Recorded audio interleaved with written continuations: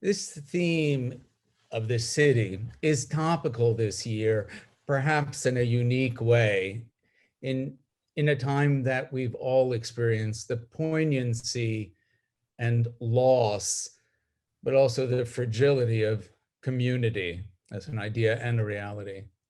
As we begin to slowly come back from this time, we hope to retain something of the awareness of this past year and a half about the ideas of equity for all, the position of race, power, and politics at the intersection with well-being. This series of programs also marks the inaugural series of events at the reopening of the American Academy in Rome in January, and also the first organized by our still relatively new director, Avinoam Shalem, working with Elizabeth Rodini, our high school arts director, and Lynn Lancaster, our Mellon professor. Today's conference features a multidisciplinary group of theorists, historians, and practitioners who will be introduced in a moment by Avinoam. They represent not only the complexity of the subject matter, but really the hybridity of the academy itself as a place of creation, discourse, and research.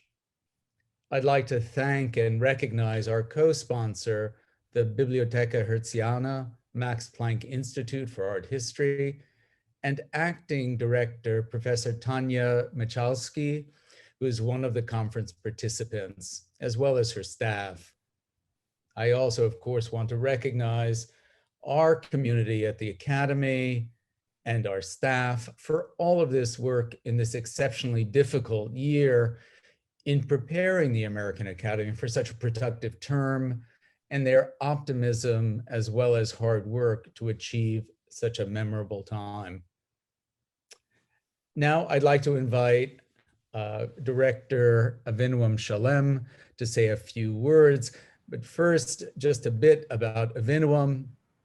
Avinoam Shalem is the 24th director of the American Academy in Rome, and he comes to us from his post at Columbia University as the Reggio Professor of the Arts of Islam in the Department of Art History and Archaeology.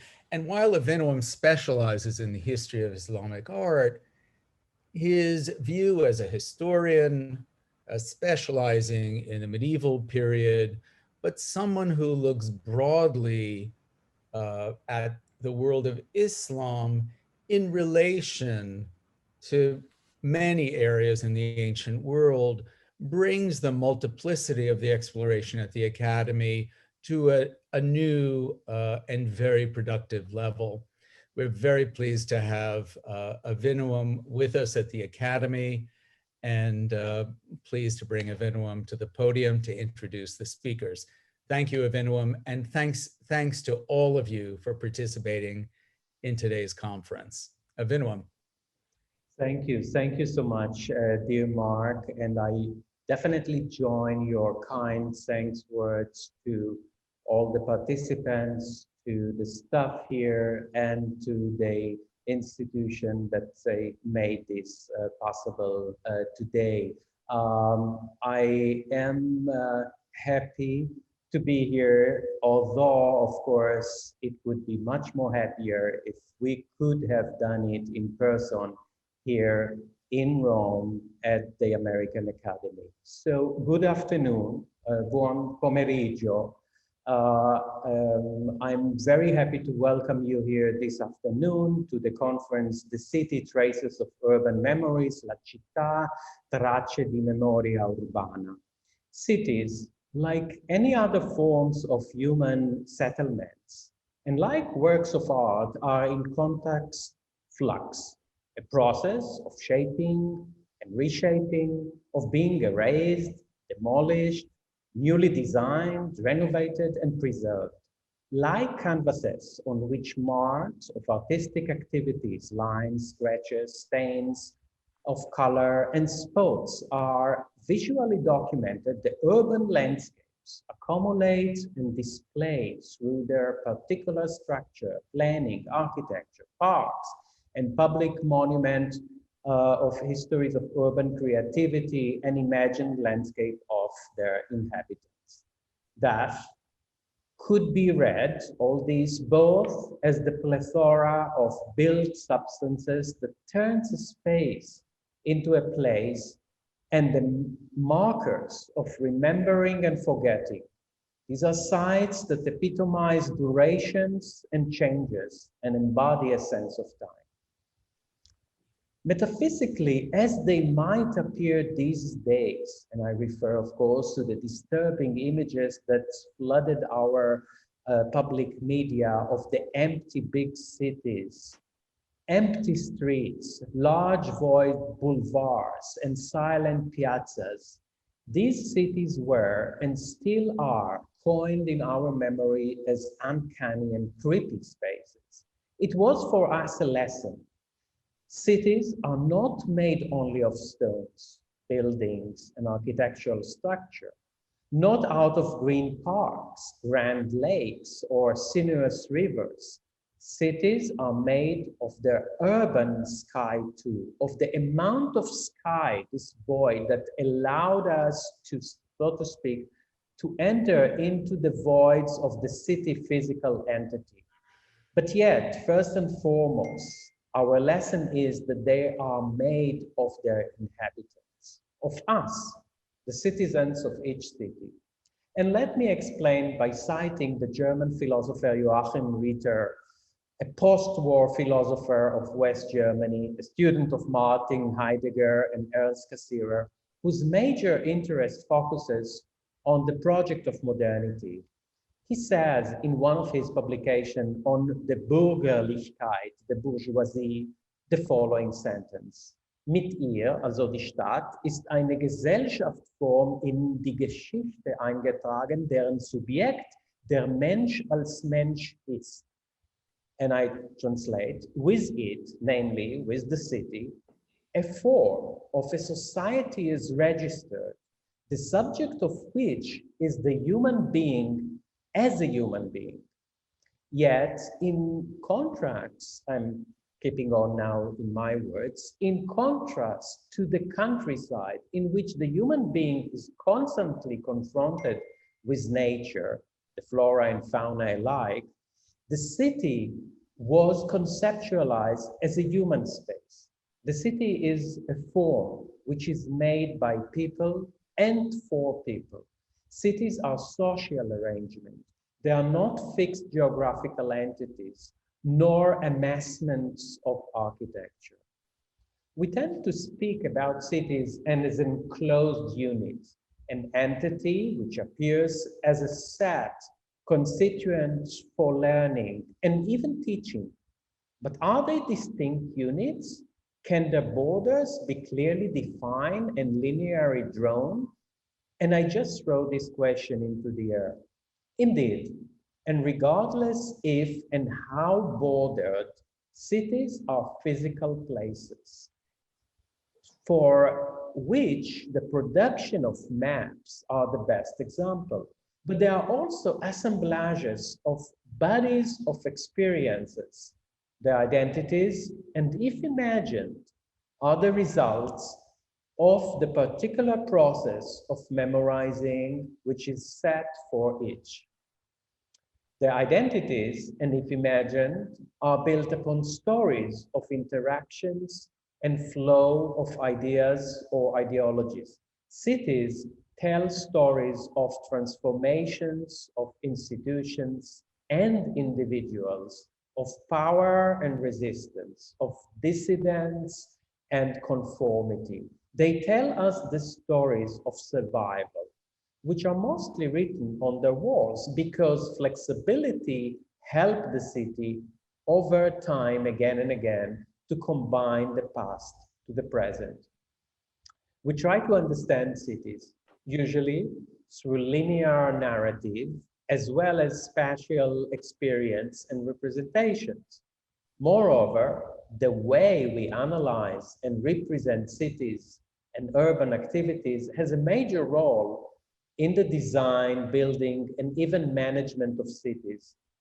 The telling of narratives vis-a-vis our spatial experience set the system for our understanding of the history, the art, and architecture of urban spaces. We call it History of Urban Humanity. This conference gathers 6 academics and intellectuals to discuss the city as remembered and constructed entity, an architectural tangible artifact and a product of our thoughts. In its core are the stories and the histories of the citizens of cities as reflected, or rather imprinted, on the formation of the city's urban spaces and its delicate receptive surfaces. The conference is organized in 2 panels. In the first panel, we will hear 3 papers by Nicholas Mack, Tanya Michalski, and Dario Gamboni on imagining and memories. And in the second panel, we will listen to 3 other papers on pain and resilience by Ezra Akshan, Mabel Wilson, and Eyal Weitzman. Each panel will be followed by 15 minutes of the discussion, so please do send your question into the Q&A box so that my colleague Lynn Langster, the Mellon professor at the American Academy in Rome, could collect and present them to the speakers. The program is dense, so let me briefly introduce the first 3 speakers of panel 1. Nicholas Mack is since 2001 the editor for art and architecture at the Frankfurter Allgemeine Zeitung. He taught architecture at Harvard from 2014 to 2020 and currently teaches architecture as a professor in the Städelschule Frankfurt. Mack was co-curator to Rem Koolhaas' research project Countryside, an exhibition at the Guggenheim in New York in 2019. Tanya Michalski is director at the Biblioteca Hertziana, Max Planck Institute for Art History. Previously, she was a professor at the University of the Arts in Berlin, director of the graduate school, the Knowledge of the Arts, and research assistant at the Johann Wolfgang Goethe University in Frankfurt. Dario Gamboni is Emeritus Professor of Art History at the University of Geneva. He was a fellow at the CASBA, the Henry Moore Institute, the Clark Art Institute, the Freie Universität Berlin, the Swiss Institute for Art Research, the Kunsthistorisches Institut in Florence, and the Getty Research Institute. He has written extensively on visual arts, especially about iconoclasm and visual ambiguity. So let's start with our first speaker. I'm giving the scepter, so to speak, to Nicholas. Please, Nick. Yes, thank you so much for the introduction. I'm very honored to open this first round this afternoon in Rome, morning American time. As you said, the city exists as a constructed entity, but also, of course, the city exists as an image constructed by interest groups with political and economic agendas since ever. So in my paper, I would like to address these agendas, the images of the contemporary city and the definitions of what a city is and is not or should be. So let me start with a famous image. I hope you can see it while I'm sharing my screen. Please don't be shy if this transmission of images doesn't work. We had some technical issues. I think they're solved now. So this is the allegory of good and bad government painted by Ambrosio Lorenzetti around the year 1340. And it's not only an early symbolic depiction of governance, it also introduced a very influential imagery of the city vis-a-vis the countryside. And when we say vis-a-vis, of course, it's interesting to note here that both realms diffuse through almost like a membrane through the city wall into the other realm. So it is also an image that showed that the city was very dependent on the countryside, as was the countryside dependent on the city as a space of negotiation, protection, a possibility to sell goods. And it's interesting, if you go through the history of the imagery of city and countryside, is that knowledge of interdependence gets more and more lost over time. And in the 20th century, basically the image of the Western city, at least, has been sharply separated from the pictorial repertoire of the countryside. And these two very different repertoires still haunt the collective imagination of the West and the political reality in Western industrialized cities and countrysides as of today. So let us look a little bit into that iconography that has been separated over the last 100 years. At very young ages, we learned that the countryside is green and bright and simple, a pre-modern idol, of course, an idealized version seen from the city. And I hope you can see here this photo of a Playmobil box. And it's interesting to see that at young ages, we learn that there is either country or there is city. And I show you the third slide here. This is called, these are Playmobil toy boxes for children called City Action. So you have on the one hand country, and it's mostly white women with dogs and chickens and cows and red farms, horse and carriage, and no obvious problems. And the situation is different in the city in these toy boxes, where the colors are darker, and you find armored police vehicles and jails, and also people of different color, but always in a problematic context. So you can say that the smallest toy farm and the smallest toy box reveals more about the fears and hopes of a society than many sociological studies. And also, if you look into details, I hope you can see here what the Germans call police Kommandozentrale, kind of a prison with a police command a place where the skater, who normally in all urban theories is a sign of a functioning, playful society oriented towards the needs of the youth, even in a toy box, the skater is somebody who ends quickly in prison. So it's also something very frustrating about what even children learn about the city and the countryside at that young age. And children, as you can see here, are conditioned very early on through play, to accept categories and role models, often, you have to say, of course, with problematic assumptions on race and gender. And at least in Germany, you can still buy frontier boxes with cowboys and Indians, and of course, the so-called Indians attack the fort. So even that has not been questioned and is still a big seller in Europe. And the same is true if we think about how we were brought up to accept certain ideas about the city and the countryside.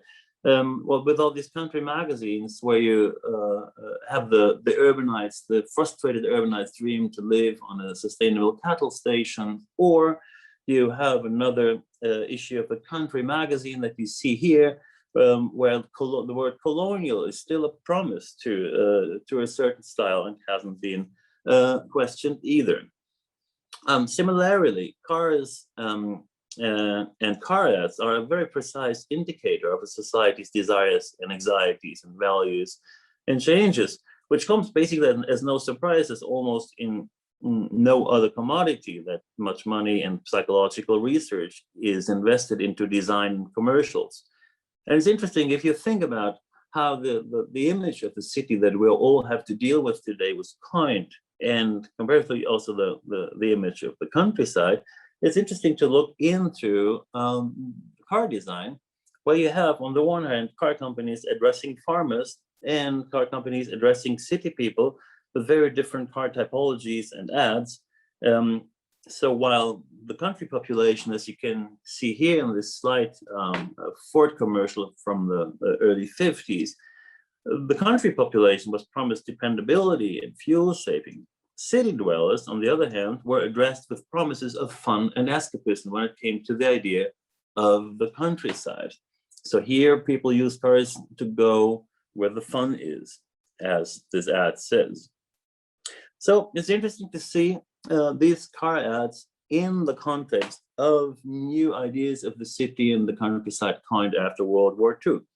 It's interesting to see that these cars became popular at a moment when America historicized, and you can also say mythologized, its own recent past. And it's no coincidence that between 1920 and 1955, two phenomena can be observed that have a very influential role in the definition of the city and the countryside, of culture and the so-called wild. And that is the emergence of the country movie in cinema and the development of Palm Springs into a resort for wealthy Los Angeles city dwellers. You can argue that with the urbanization of Los Angeles, the trek west, the conquest of the continent is completed. And at a moment when the city loses the character of an outpost, Hollywood fictionalizes the just past history of the conquest of the West and makes it visible as a, of course, very white and colonial memory. So the cowboy movie, in a way, idealized the adventurous days, the months on horseback and around the campfire, and architects do that too. Palm Springs, you can argue, is kind of a built cowboy movie and an anti-city. And the buildings of Palm Springs are, in a way, abstracted trapper idols. The fireplace is the campfire. The pool replaces the spring where you rest. The open Ford Mustang convertible is the horse you tie up in front of the saloon. So in the modernist anti-city, in the desert, urbanites were allowed to become cowboys again, to play cowboys, reenact the past of their fathers and grandfathers. And in a way, Palm Springs, you can argue, was LA's Amour, the equivalent of the fake farmers' village that the French queen herself built into the park of Versailles. And lately, while the economic inequality grows, the formal distinction between cars for real farmers and cars for romantic city escapists has been almost erased to the benefit of an omnipresent, rough, outdoor, off-road look that also dominates the urban streets with all the consequences that we know, pollution and gas consumption and climate change. So you can argue that the history of car design has led from a clear distinction between cars for city dwellers and cars for people in the countryside to one dominant form, the universal SUV or its iteration, the truck, which is, as this ad states, built for America. So no distinction between the city and the country anymore. And unfortunately, that's also a reality when you look into American cities. Those who drive an electric vehicle and those thus display their educated, urban, sometimes elitist and wealthy background might encounter violent resistance on their excursions from the city into the countryside. So rolling coal, which you see here in this slide, is a practice when a diesel engine is modified to emit large amounts of black smoke. Often, it's a violent, malign expression of anger over the environmentalism of urban elites. New Jersey was the first state to explicitly ban rolling coal, defining it as a problem and an unsupportable behavior of people in the countryside in 2015. While Colorado lawmakers considered this as, I quote, an expression of individuality for a long time before finally passing a bill against it too. But while the current organization of labor and production and consumption aggravates inequality and confrontation between countryside and city dwellers, and while pop culture, as we saw, advertisement, magazines, toy industry, and politics in Western industrialized countries still insist on this learned opposition of countryside and the city, a fundamental shift has been taken place. You can argue that the central promise of the big city, freedom and self-determination, are more and more replaced by promises of security and comfort. I show you an image here of an architectural project in New York, Bond Street 40, by Herzog and de Meuron. What you see in the image here is maybe the most cynical object in contemporary art. It is kind of a frozen graffiti. That's how the developer of that project dubs it. The graffiti sculpture itself is a reaction to attacks on the building by taggers from the neighborhood who left sometimes violent statements against the gentrification of that neighborhood. So the owners were increasingly worried that possible buyers for the apartments would shy away from buying something in a building which supple has been decorated with insults and aggressive paroles. So the architects decided to ask a graffiti artist to create an abstract graffiti to protect the facade from actual graffiti sprayers. So if you come here and you want to leave a message, you want to write something against the wall, you can only create a kind of a color fog that embellishes further the graffiti sculpture. So it's kind of like a judo movement. You take the anger of the other person, you turn it into something that helps your own purpose and your own agenda. And I think that shows, it's almost kind of a symbolic image of how cities are divided into those who are living behind these facades and those who have been excluded and try to develop forms and expressions of anger. And if we're talking in this conference about leaving traces, this is of course a very elaborate way of using art to avoid any form of annoying trace. And the only traces that you can leave are like abstract colors that further embellish the structure. So the architects call it the graffiti building now. So the potential problem has been turned into a triumph for this form of real estate capitalism. If you look further on, still in Manhattan, on the West Bank of Manhattan on the Hudson River, sits this huge sculpture, a sculpture made of staircase by Thomas Hazelwick called The Vessel. And also this object where you can climb up and take photos and enjoy the views is maybe a typical object that shows what's happening currently to the city. You can argue that with these objects erected in the middle of the city inhabitant is not defined anymore as an alert critical citizen that can gather and also protest in public space, but he is more a consumer of attractions of city furniture that has been erected to be climbed upon and where people enjoy views and make selfies, which after the death of shopping might become the only and main reason to visit cities. So you can argue that idyllic city furniture occupies formerly empty public squares that had been able to host skaters and political demonstrations and protest marches. And the gentle labyrinth of Parisian park chairs, ice cream stands, protected bicycle lanes, hedged playgrounds, wooden lounge chairs, hailed as city improvement, are of course also a barricade, a fortification, and you can see it in this image very well, a fortification against the occupation of public space by dissatisfied, politicized masses and chaotic subjects.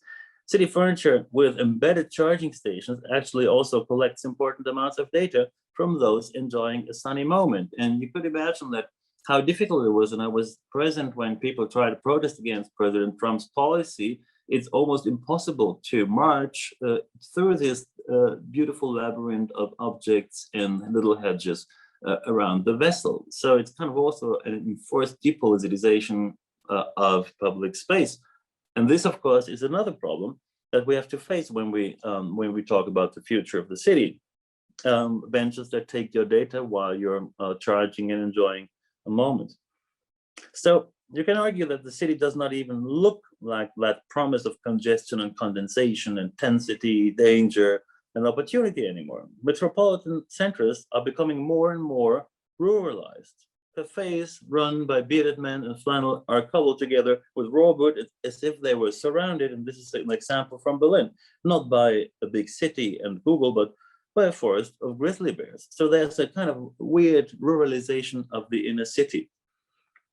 And the economic and social and aesthetic development of these inner cities, you can argue, fulfills all the negative criteria formerly attributed to villages. It's a homogeneous demographic structure. There's a lot of xenophobia.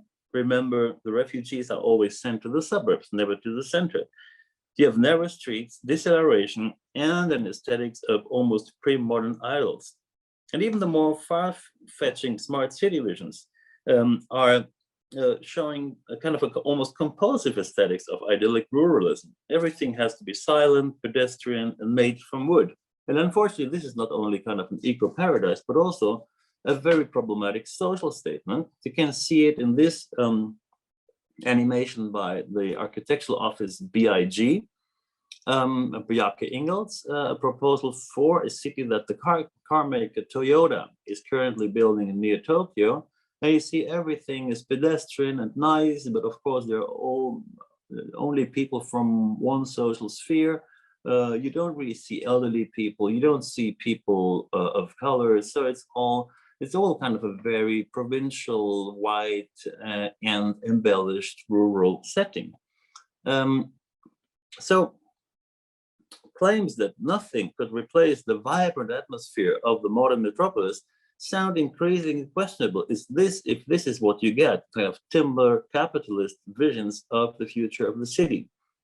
So it might be the case for a wealthy, privileged urban bohemia or bourgeoisie that still enjoys theaters and clubs, but definitely these ideas of the cities are nothing for, let's say, a lower middle class commuter who struggles to pay his or her rent in a housing complex, not to mention people living in the outskirts of Nairobi or Mumbai. So when we see these images, we have to ask ourselves, could it be that the contemporary big city and its centers appeal mostly to wealthy retirees and tourists? And could it be that we are the last generation, speaking of myself, someone born in the 70s, who see the big city as a promise? So while everything in the city grows smaller, more expensive, less mixed, more nostalgic, and more rural, all the large-scale operations are happening in the country.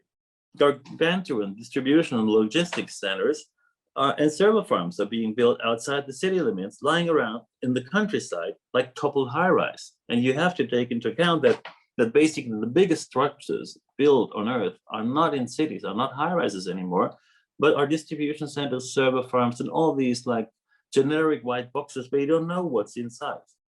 Sometimes it's data, sometimes it's produce, sometimes this is data, sometimes there are cows in automated milk farms where robots monitor the health and put medicine in the feed. So are we facing a countryside without humans? Maybe. But paradoxically, the ancient typology of the Italian borgo, by definition, a village constructed near or like an old castle or a small town, has become one of the most interesting fields of transurban experimentation. The borgo of Camini has been inhabited since antiquity. But after the Second World War, many young people left in search of employment, migrated to the wealthier north of the country in Germany. And at over 1,000 inhabitants in that little Italian village, there were only 250 left, and the houses fell apart, and the shops and the schools closed. And then a returning from the north, a working migrant himself, Rosario Zozzolo, founded a cooperative financed with the aid of the Italian Ministry of the Interior. They created employment opportunities for refugees, but also for Italians. And over 150 refugees from Syria and Sudan, among other countries, helped rebuild the old houses. The bar reopened, workshops were initiated that renewed traditional arts and crafts. So Syrian women started to produce Aleppo soap and cook jam, while Eritrean potters merged their knowledge with Calabrian ceramicists. New forms of pottery, of fabric emerged from that combination. And 10 years after the process of rebirth of that village, which is also a small town and defies categories of urban and rural, 10 years after this process started, the village of Camini is at the same time something completely new, an African-Arabian village in the hills of southern Italy. And it's also a rebirth of the old Italian village as it still haunts the memories of Italians and the dreams of tourists. For many inhabitants of that old and new village, this village is not a thing of the past. It became a space of rediscovery of societal practices long submerged by the market economy and its demands, and in particular, a space of experimentation with alternative life models. So also communes of young people are now moving there. And what happened to this village might also attract dissatisfied urbanites who could work from there and would only occasionally go to town. So you can say for more and more people, possible future takes shape where the distinction of urban and countryside dwellers becomes obsolete. In some phases of your life, you might want to go out a lot in cities, and others you might be happy to work and raise children near the mountains and the sea, or to dwell with a circle of friends far away from the city's economic, technological, and societal restraints. And Of course, it's interesting to see that this is not only a possibility for, let's say, a tech elite who can take their laptops there, but they have many different forms of occupation that are tried out or revived. So it's not only an opportunity for a rich, wealthy elite, as it was like 20 years ago, to move to the so-called countryside for a while. Of course, we cannot talk about the image of the city without talking about the future of work. In the near future, cities might drastically change, and not in the way smart city advocates think about it. I think even in far-fetched speculations about the future of the city, an axiomatic question is not addressed. And this question is, if cities, their topography, their collective rituals are shaped by the idea of work and the concentration of human labors, then what would happen if the city, if work as we know it, disappears? So where would these robot cars of these smart city pictures take us, if not to work, if not to shopping, and back home? So if the nature of work changes, everything would change. How we organize our days, maybe then with kids at home and in bigger families and not at daycare and with long commutes to office buildings. It would be different how we prioritize our interhuman relationships and how we dwell. And the much hailed smart city, I think, would not be able to handle these changes adequately. Its incapacity to imagine really new spaces for new demands makes it just a more efficient version of the existing urban model. So the changes of work, changes in demographics, technology, societal rituals would require new urbanistic strategies and architectural typologies beyond today's factories, office buildings, apartments, and houses. But where are these to be found? As we are in Rome, let me briefly talk about Rome and its ruins as a global model. Let's talk about the possibilities of reuse of the ruins of late capitalism. I'm convinced that as a consequence of digitalization and the inherent drive of capitalism for cost reduction and increased efficiency, we will face an unprecedented increase in the number of modern ruins. Post offices will stand empty, office towers will be deserted to the benefit of home office.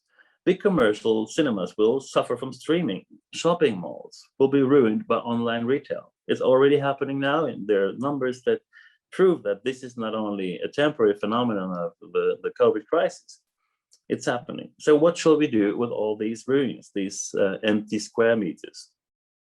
Well, look at Rome. A theater can become a hybrid of a theater and a mass housing complex. Or just take the dead malls.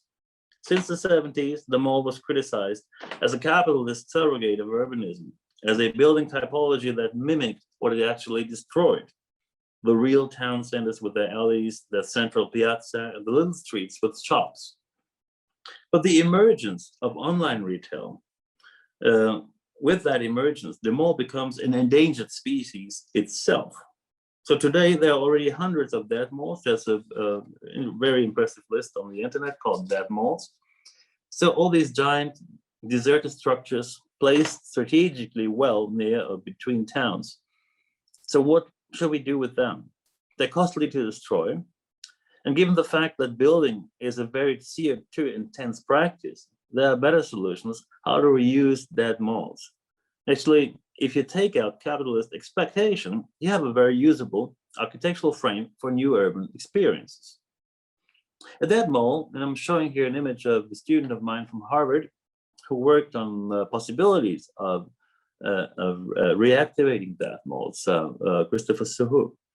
A dead mall could easily be turned into a collective housing complex with a shared jungle in the former main arcade. Small shops could become units for families, and larger stores spaces could be used for co-housing communes, co-working spaces, and other forms of collective communal life.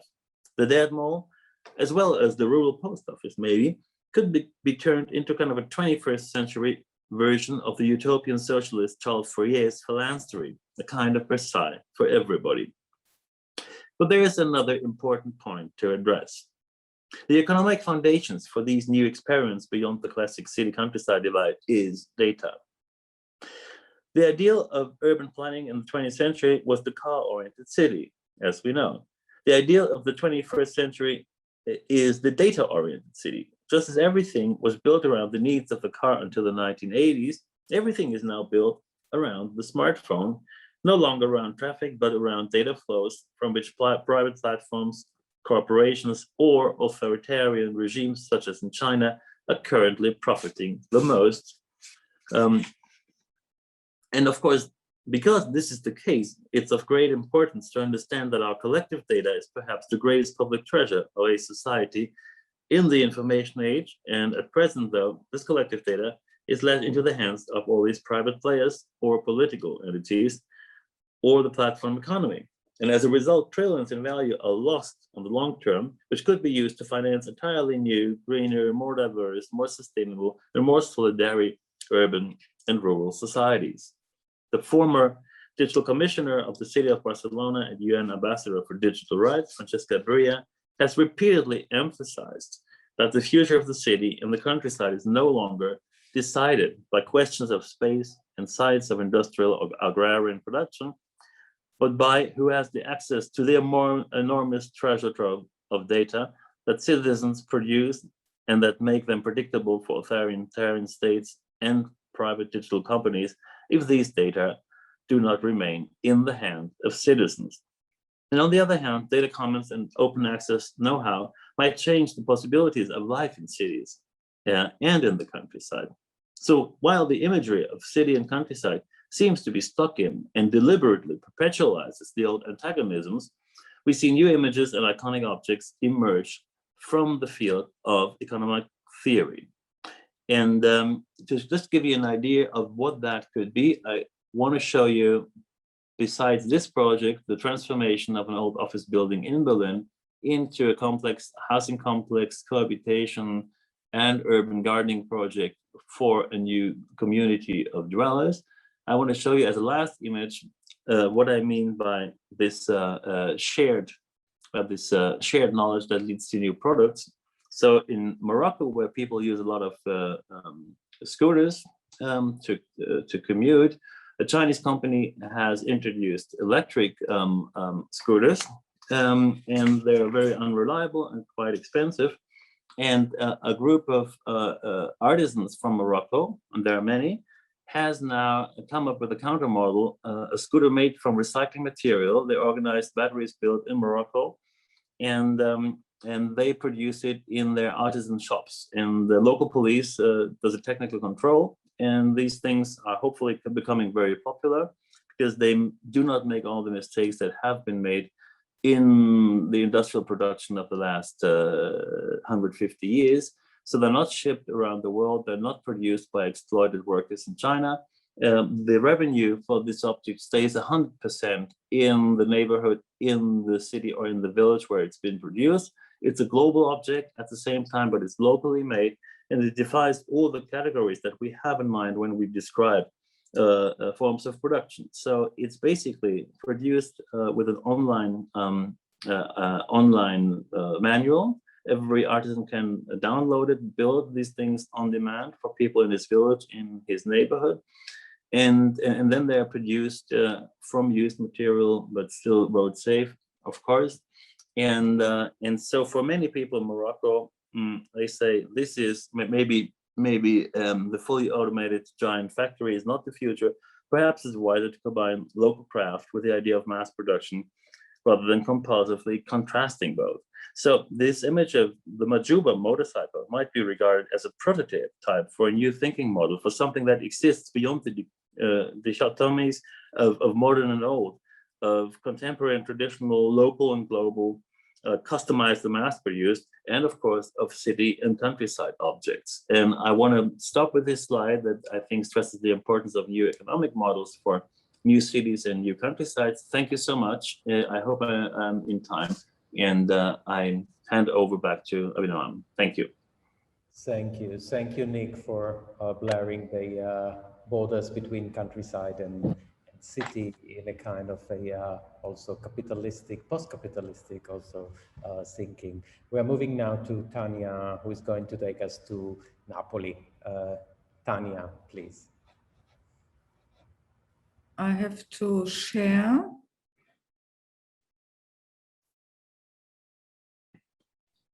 Can you see it? Yeah.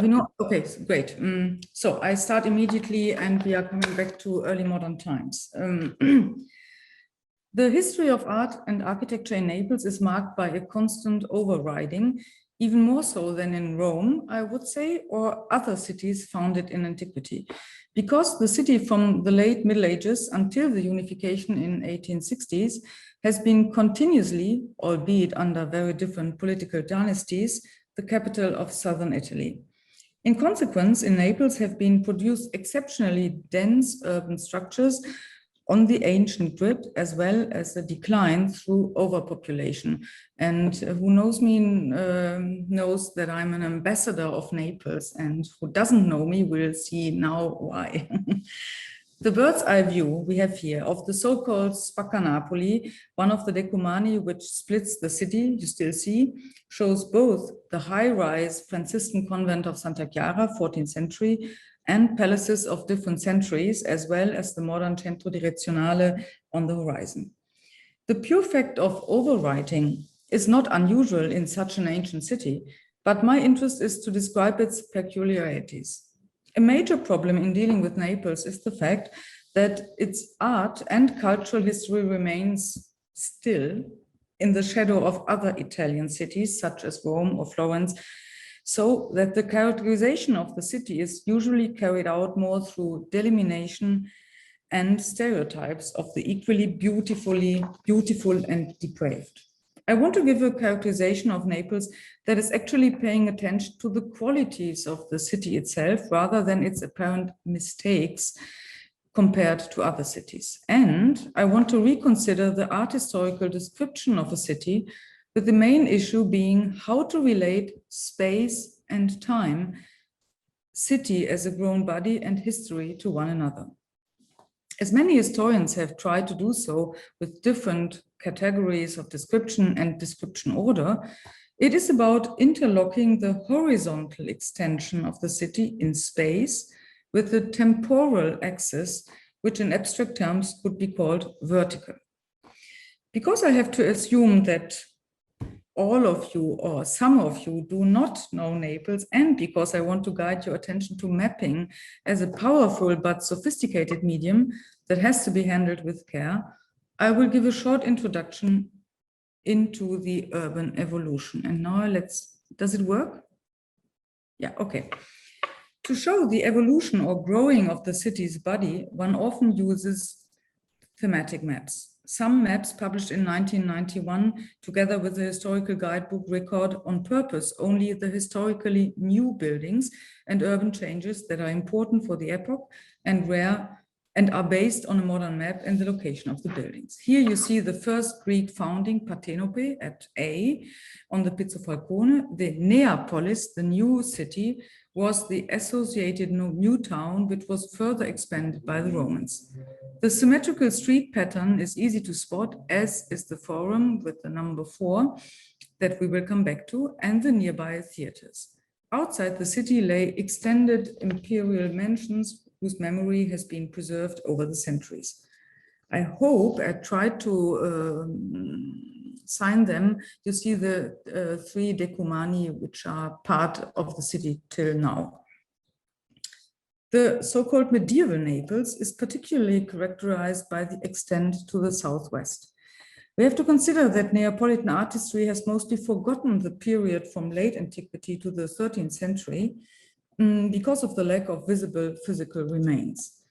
The map therefore emphasizes the numerous large new church buildings which were built mainly under the French royal house Anjou in the 13th and the 14th century. Mention should be made of the new building of the cathedral, 20, the mendicant churches, San Lorenzo, 11, San Domenico, 9, the huge twin monastery of Santa Chiara, 16, and the fortifications, which are partly integrated into the city walls, Castel Capuano, 22, Castel Carmine, 25, some outside, such as Castel Sant'Elmo and Castel Nuovo. In terms of urban planning, the fortification and expansion of the port were in the foreground. To mark the new dynasty, however, the church buildings were used, whose imposing size must have marked the image of the city at that time. And you can see I reply a normal narration of the story of the city, but I'm much more interested in the way we try to catch it on maps. In the Renaissance, in Naples, as some would say, a bit delayed, in the second half of the 15th century, when the already Spanish Aragonese resided in Naples, the westward expansion continued. Map and legend tell us that much more palaces than churches have been added. Most striking is the large pleasure place Poggioreale in the adjacent hunting area. In fact, in the 15th century, the interest of royalty and some noble families shifted to the construction of secular buildings, which significantly changed the cityscape also of other Renaissance cities. However, a consequent new urban planning, such as that found in the 15th century Tuscan towns, cannot be established in Naples, I have to admit. Only individual places like the area around the market, 23, or around the many castles and gates are reorganized according to functionalist aspects.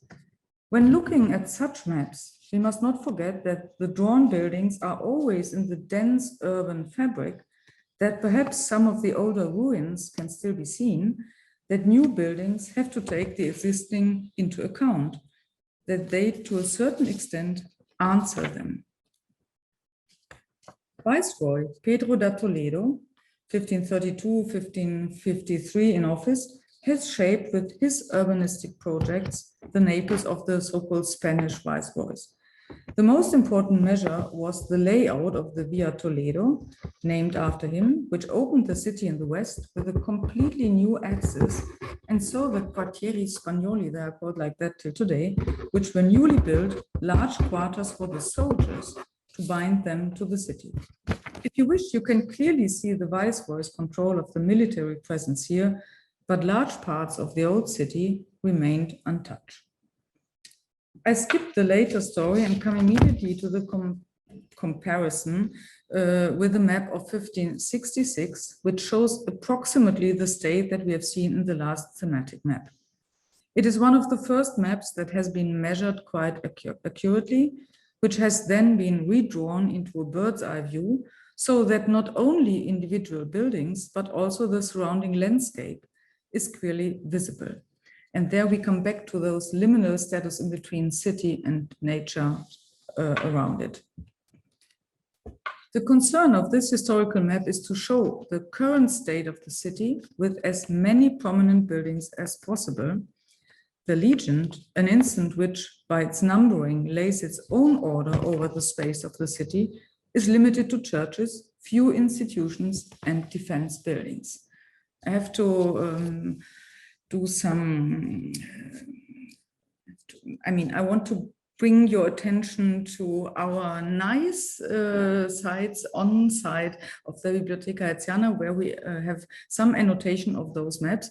And the interesting thing is when you see what has a number and a name on the legion of this map, it's quite a few. I mean, there are only a few buildings, and you can understand immediately watching this slide that in red you have the churches, in violet you have castles, and some other structures in green. Prepared by the fast pace through history with the simplified maps I've shown earlier, you will now recognize the Greco-Roman street grid more quickly, which was emphasized in many early modern guidebooks. You will also recognize the quartieri spagnoli with their uniform design, and that came into my mind only lastly. It must have been like a two-folded city. On the one hand side, you had the ancient city, and on the other, you had really only soldiers, and you can see it till today on the map. Or discover how the big Angevin twin monasteries Santa Chiara have been in this maze of streets. Not to mention the interest that you would develop in the modern fortification of the castle and the garden, or the neglected handling of the ancient forum. In short, the map is not only able to locate buildings in their place on the Earth's surface as we are accustomed today, thanks to GPS. In particular, the map can show the body of the entire city in its individual parts, and not least, and that's my point, in their relation to each other. I will spare you an excursus on the current discussion about the knowledge production of maps. Only that much, maps do not depict spaces, but create them. Epistemes of maps are mainly the statements they make about the topological relations of their elements in distance and size ratio. This map emphasizes body and site of a prosperous Naples, a huge, well-ordered, fortified city molded into the surrounding hills and endowed with an almost natural harbor. Historians and cartographers of the 16th century who've worked closely together have already dealt with very similar questions to those that are at the center here, namely those relating space and history.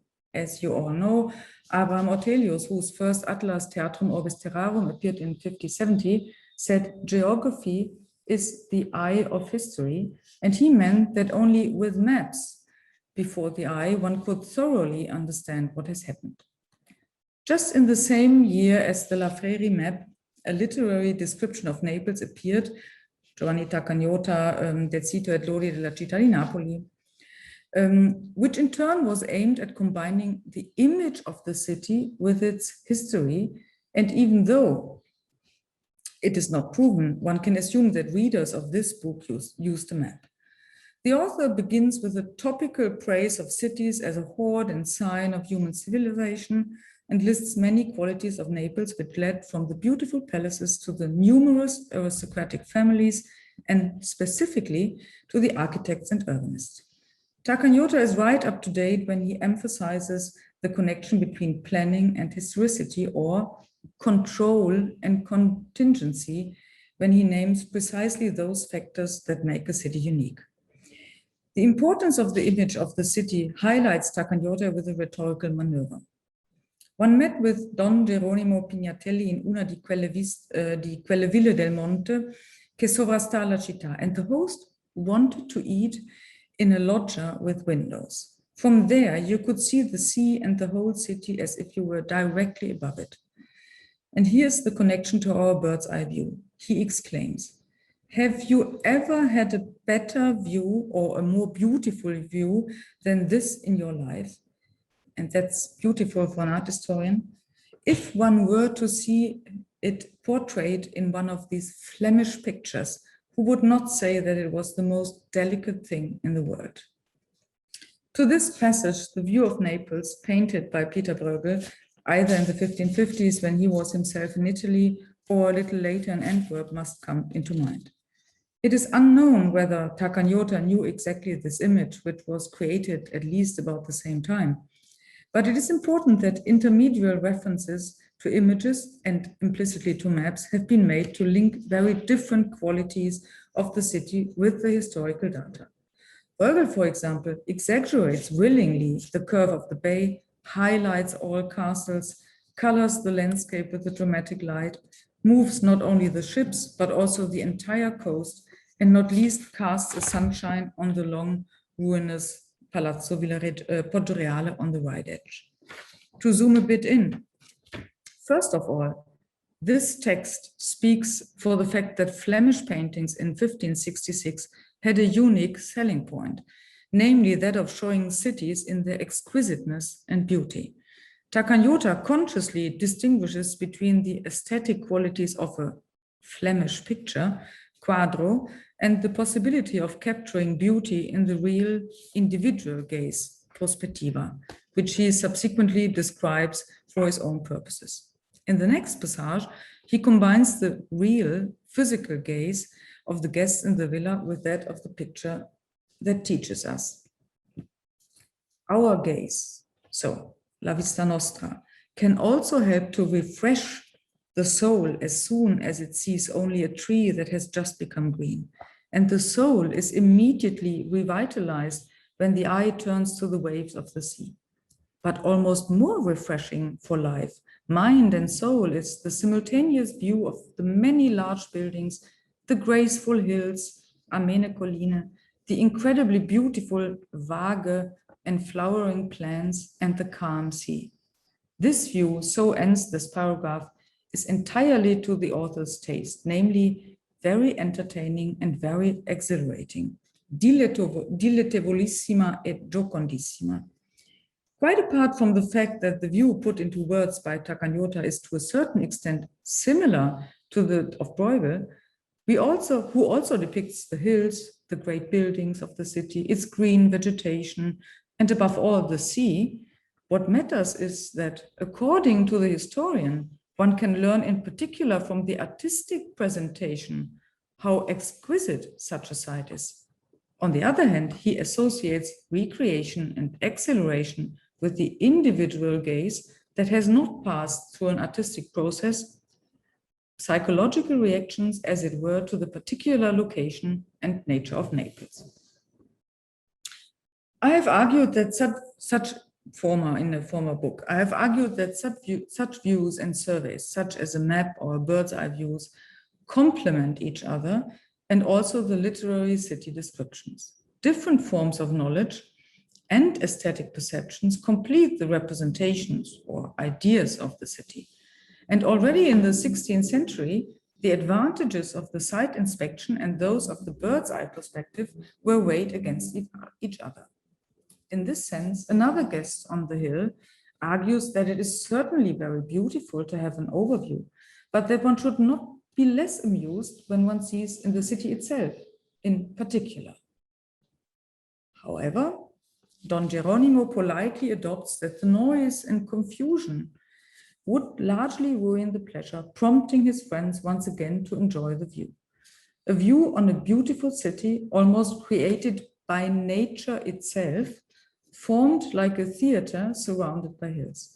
It is the view that changes a sheer form into grandeur and beauty. We can state that in the middle of the 16th century, historians, with all their pride in their city and with their ever-exaggerating contemporary vocabulary, were well aware of the problems of their concrete capture of a city's body and history. They wanted to combine the beauty, or rather the telling image of the whole, with a concrete individual. And they wanted to combine the history of their rulers and inhabitants along with the social hierarchies and the daily lives of inhabitants. A little later, 1582, there's also a kind of thematic map of Naples published by the urbanist Fonticulano in a book on urban planning. At first glance, it reveals its focus on the fortification and order of the city, which is achieved by the reduction of the marked buildings and places. If we turn it, we can orient ourselves better again, and we perceive, in addition to the strong abstraction of the few streets, the ancient Documanos and the new Via Toledo we already know, the inscriptions of the Seggi. Those are the assembly places of the nobility of which Takagnota also spoke, which in a broader sense reflect the spatial and social order of the city. This modern designation identifies the space in which the Seggi were able to exert their influence, and the juxtaposition makes it clear how complicated it is to map social spaces in concrete urban texture, since they belong both to the experience space on the street and to an abstract limited neighborhood. This huge view of Naples by Jan van Steenemolen, again 1582 more or less, is still waiting for a proper interpretation. And we, a small group at the Tiana, are currently preparing at Adrian Bremkamp, Stefano Dovidio, Grit Heidemann, Martin Raspe, Antonio Tranchina, and myself. We are trying to find out what is represented here. But first of all, it is a completely unfamiliar perspective from the countryside, which accordingly leads to orientation problems. There is no legend. It is not about marking individual buildings. Rather, similar to Peter Bruegel's painting, it's about portraying the city and also in its form as a city in the nature surrounding it. Only a few peculiarities should be briefly mentioned.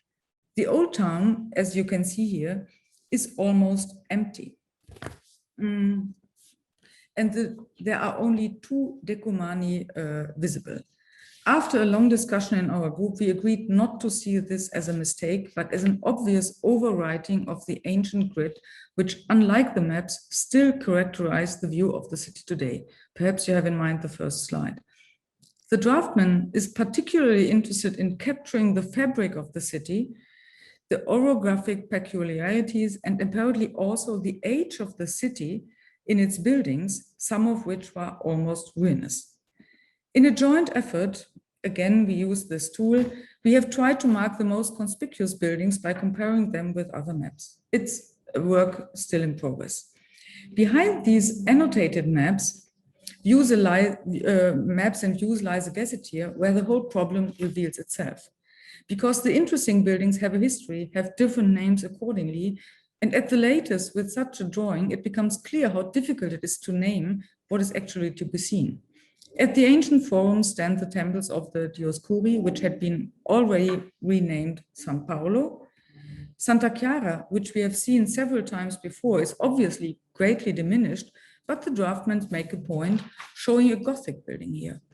What is really astonishing is that the cathedral, although quite accurately rendered, has been displaced by a whole street square. Steenemolen is bound by the laws of its own perspective construction. Similar to Bruegel, he inscribes the city in the whole of the cosmos and gives it both presence and history with his artistic means. And I'm coming to the last historical map. This is the project of a tremendous effort to represent Naples and its surroundings in the 18th century.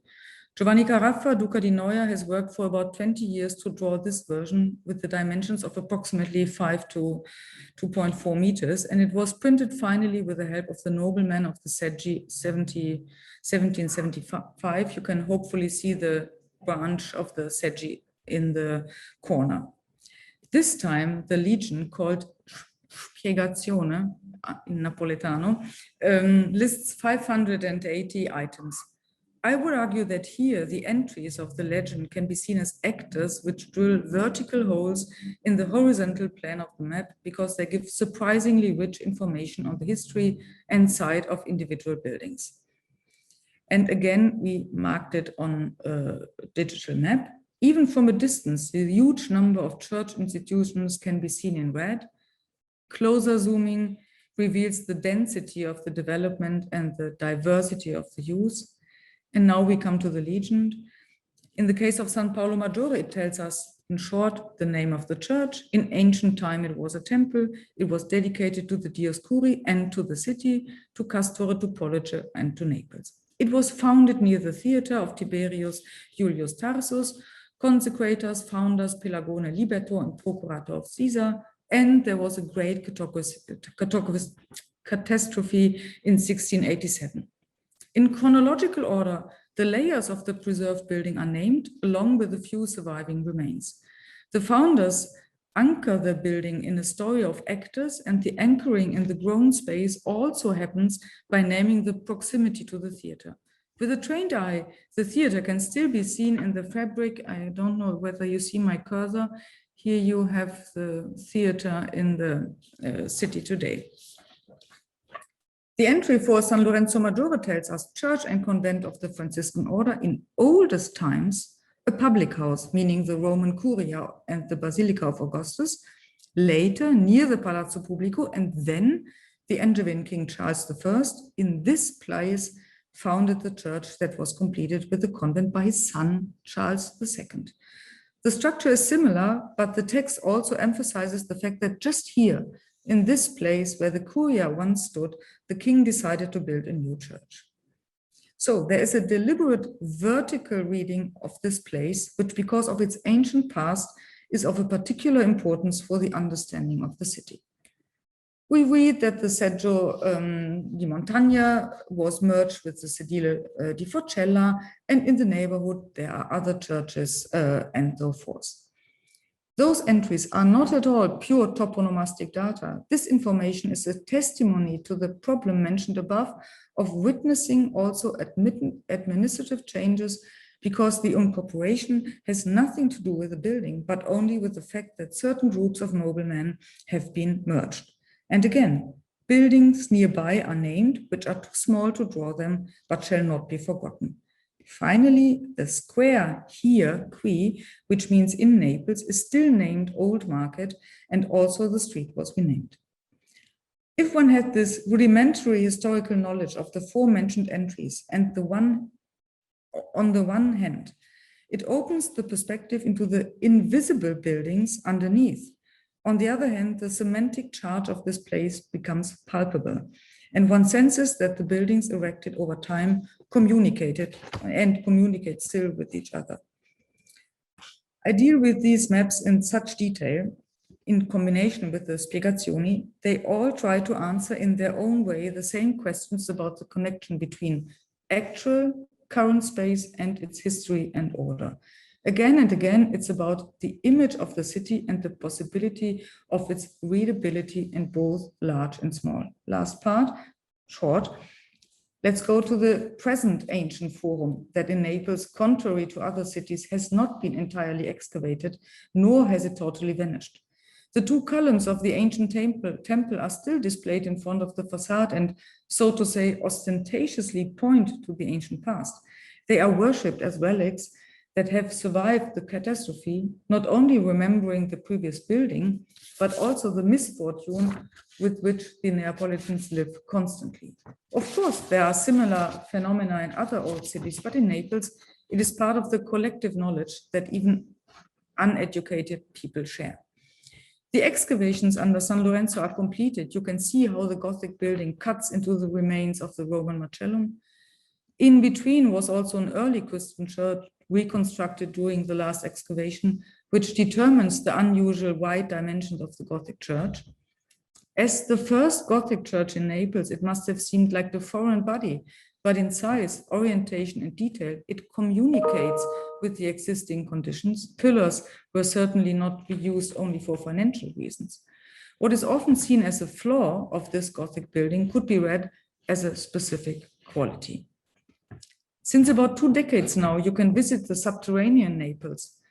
Significantly, this was initially not an official, but a private initiative that has reopened the widespread subterranean path system.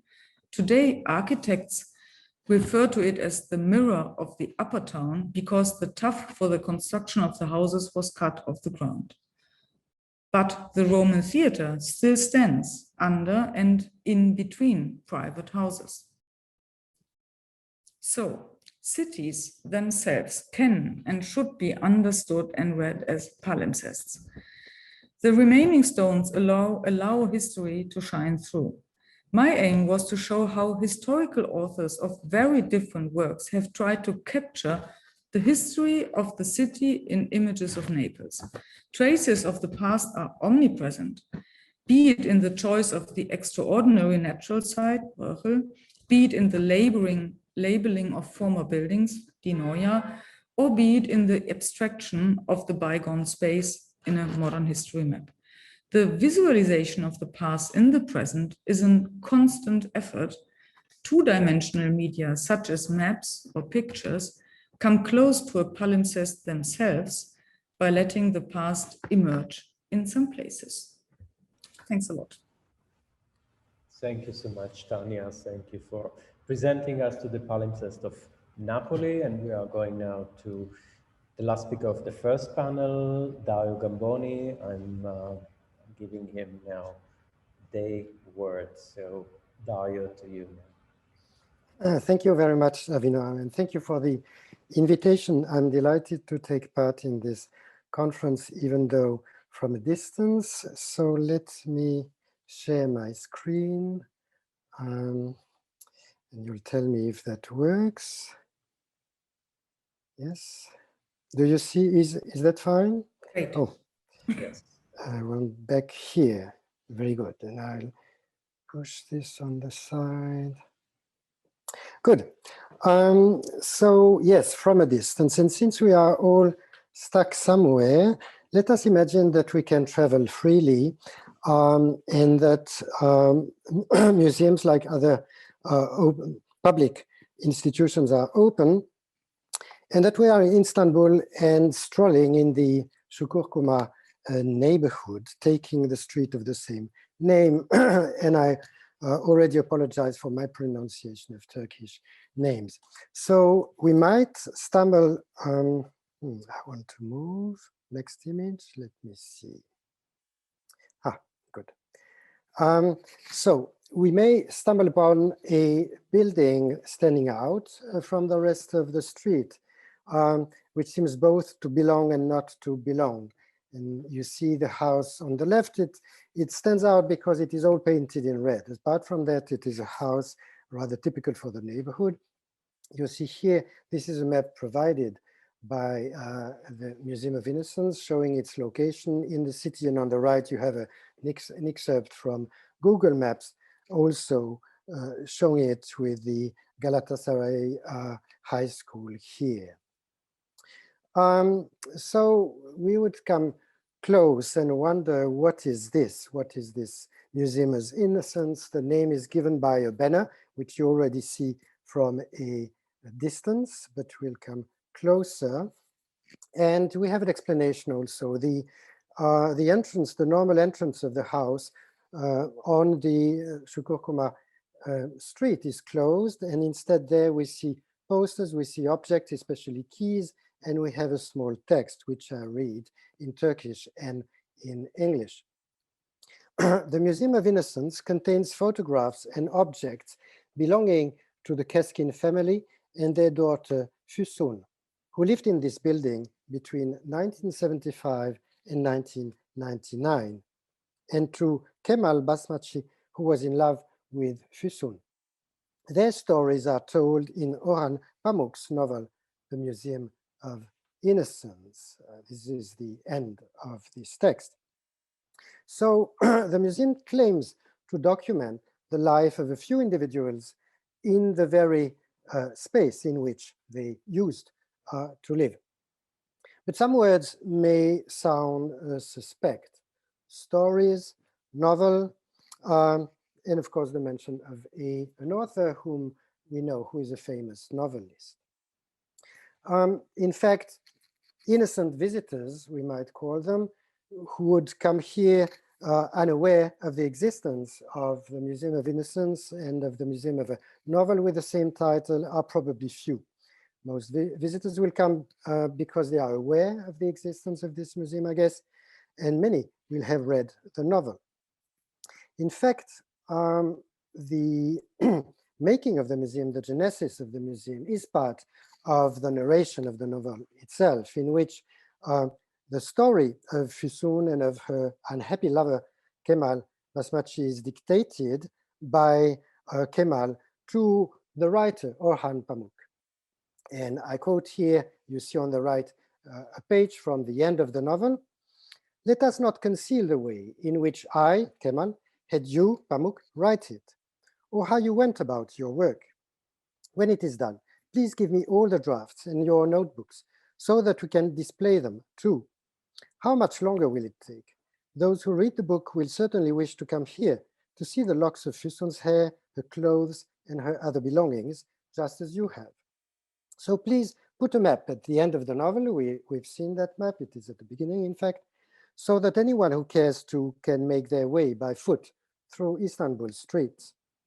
Those who know the story of Füsun and me will certainly remember her as they walk those streets and see those prospects, just as I do, each and every day. And let those who have read the book enjoy free admission to the museum when they visit for the first time. This is best accomplished by placing a ticket in every copy. The Museum of Innocence will have a special stamp, and when visitors present their copy, the guard at the door will stamp this ticket before ushering them in." And the page is from my copy, or rather from my cousin Libero's copy, and it was stamped in March 2013. So the museum refers to a novel, and indeed, when we come inside, as you see, it looks then completely different. The inside of the museum is structured like the novel.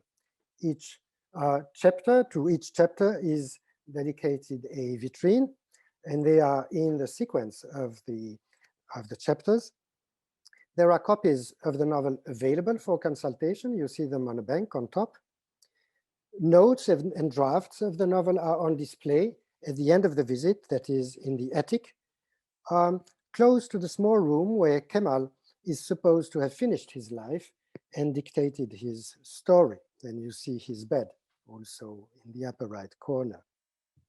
Here also, the fiction is somewhat porous, and I read the label at the bottom, just below the notebook that is reproduced, and it says that these observations are based on Pamuk's visits to countless museums over the course of many years. According to the fiction, they should be based on Kemal's visits, not Pamuk's visits. However, visiting the museum is like reading the novel, and it supposes and provokes a suspension of disbelief. One does receive a feeling of authenticity in front of the objects. Let's take as an example the vitrine number 47, corresponding to the chapter My Father's Death. It evokes the figure of Kemal's father through the trivial personal items that Kemal contemplates shortly after his father's death. And you see photographs, bills, telegrams, boarding cards, perfume and medicine, cufflinks, a key, a toy car, the picture of a big tree, etc. And at the top, an enlarged photograph showing a group of officers from the Turkish army drinking raki in the countryside. Of course, this authenticity is fabricated, and in various ways.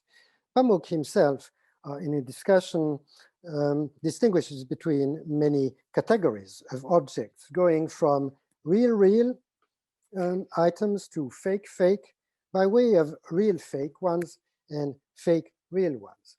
Some could be called ready-mades or found objects, most of them coming from the Sukurkuma flea market, which is famous and was already famous at the time when Pamuk was preparing the novel in the museum, and from the junk and antique or so-called antique shops of the neighborhood. But some were modified and have been used or embedded in the fiction. In fact, they were bought by Pamuk for his twin project of a novel in a museum.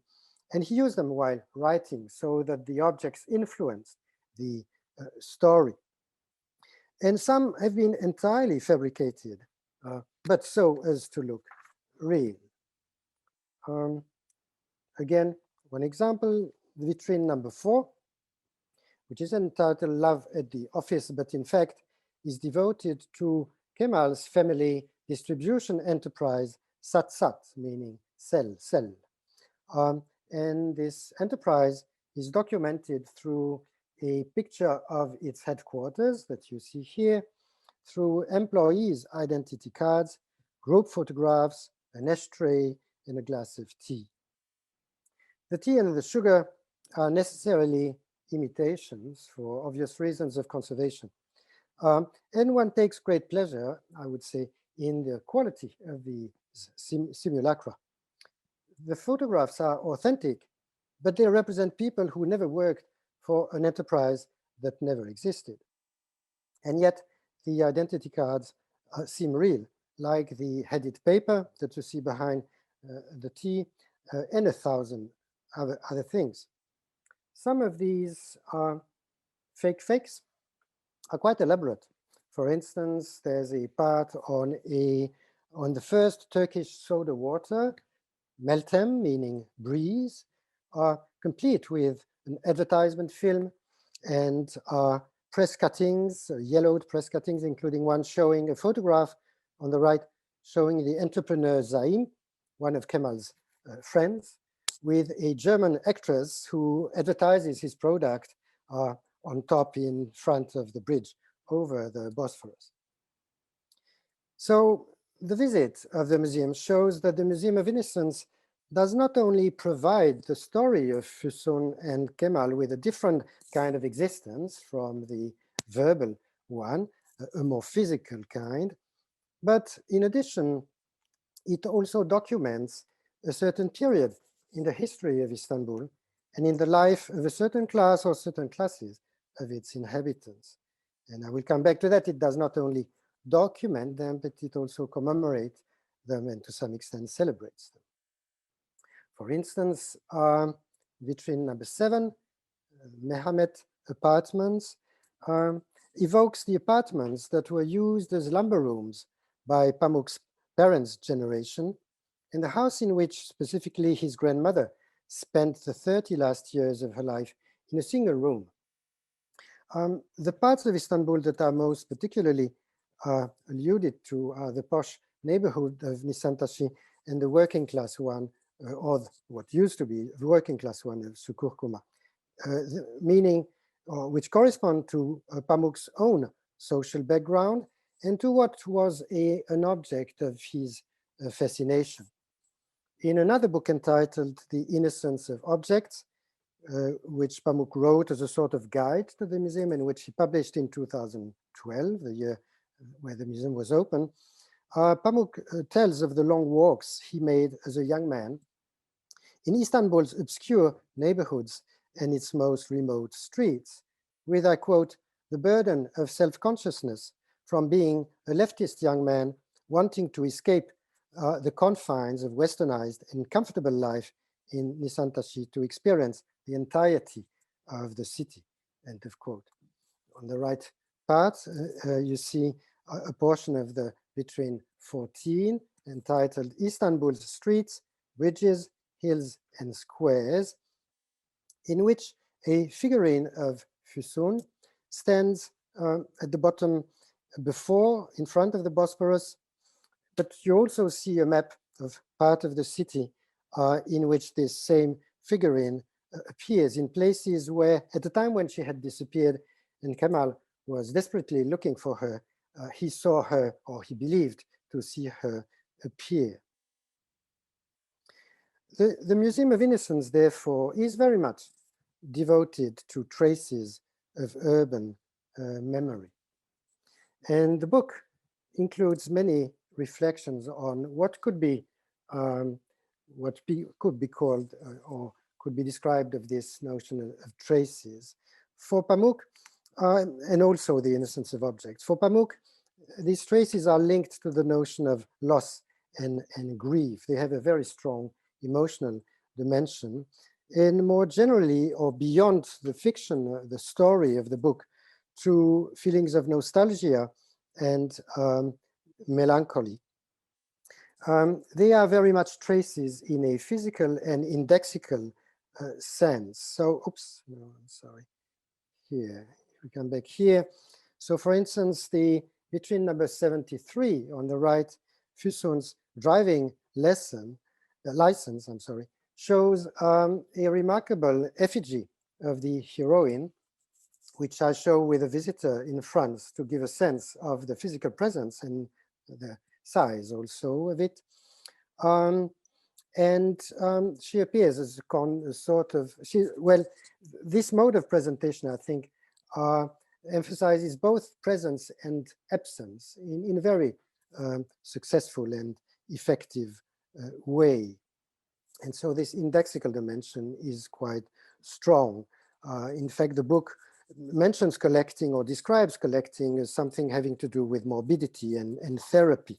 After Füsun's disappearance, Kemal goes alone to their meetings in the Mehmet block, and he seeks to compensate for her absence with objects that she had touched or that carry her scent, such as the school ruler, which you see on the left, which he rubs on his body or puts in his mouth while lying on the bed.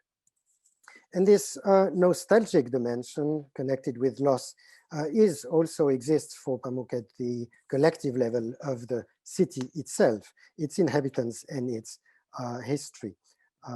Istanbul, of course, is a central theme in Pamuk's work.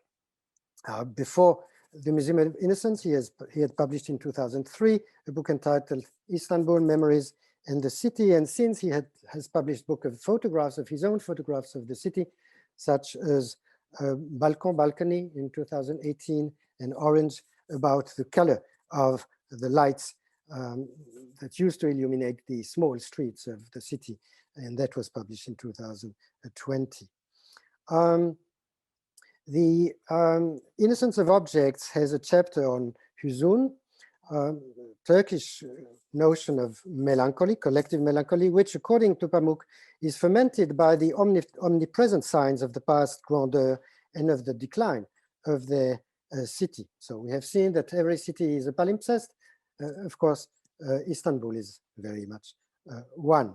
And for Camus, Pamuk also explains that he, for a long time, saw the city in black and white because of the photographs taken by the Armenian photographer Ara Güler, one of which is present, you see on the left and present in the museum. Şukurkuma, in that sense, this neighborhood is important because it has many traces of a multicultural Istanbul. It was initially populated by Levantines, Catholic Greeks, and Armenians who left or were expulsed after the 1940s to be replaced by poor families and by the unemployed from Anatolia. And the junk shops, which were already mentioned, were then full of what the former inhabitants of the neighborhood, and especially the Greeks, must have left behind them, as well as to what Pamuk calls the massacre of objects, which was brought about by the rejection of the Ottoman tradition. The genesis of the book, as I said, and of the museum is present in the fiction, and Pamuk also comments on it in The Innocence of Objects. He speaks of a gentrification of Şukurkuma. One could speak here of a re-gentrification, which has been happening since the late 1990s, in which he ascribes to the attraction of the flea market. Now, he seems aware of his own role in this development, noting that the news he had bought a house and wanted to convert it into a museum spread very quickly. On the left, some reference, direct and indirect, to the history of Turkey and Istanbul. And here I show you a detail of the side street, the Dalcik Street, with the museum, but you see the presence of the cameras, which are there, of course, for reasons of security. So clearly, not only the color red make the house both belong and not belong to its neighborhoods. So fiction and truth, if you wish, or storytelling and documentation. This, of course, is not completely specific to this case. It sounds paradoxical. On the other hand, it can be widespread. The fact that beyond the individual, a collective dimension can be touched upon, and that documentation can happen by way of a fiction. So we could make here many comparisons. I have to limit myself to very few. I'll make two. One, which is more about not fiction so much as expanded reference from individual to collective memories. And this is one, it is a small museum in Istanbul, to which Pamuk does not allude, but which is interesting and not so far actually from his own. This is the museum devoted to Orhan Kemal, which is a nom de plume of an author coming from Anatolia who wrote many social realist novels. And the museum is in the modest apartment where he was living at the time of his death in 1970. It contains mostly documents and personal effects, books, notes, drawings, press cuttings, but inevitably, it also documents the world in which the author lived, including by way of trivial aspects such as a 1956 radio and a 1969 record player that you see on top. More relevant maybe, or more important in any case for Pamuk, is the Musée Nissim de Camondo in Paris, which opened in 1936, 1 year after the death of its founder, Moïse de Camondo. The Camondos were a banker's family from Istanbul who moved to Paris. And in Istanbul, they participated in the modernization of the city and donated many things, among other things, the Camondo staircase, which is in the bank district and which you see in the middle on the top. The Musée Nissim de Camondo, founded by Moïse, as I said, was named in honor of his father, Nissim, and his son, Nissim also, who died during the First World War. On the right, you see the Chambre du Souvenir, the younger Nissim's bedroom, with a portrait of the older Nissim. But the building as a whole and its collection refer to another period, the French 18th century, and it collects remarkable examples of the French decorative arts of the period. In fact, Moïse defined defined his attempt as, I quote, the reconstitution of an artistic residence of the 18th century. So this was also a sort of fiction, or is a sort of fiction. However, and inevitably, it documents its own period. And since 1995, the visit was expanded to include, and you see a picture at the bottom of the kitchen, it was expanded to include parts of the service space of the lower ground floor, including the chef's pantry, the kitchen, the laundry, the staff dining room.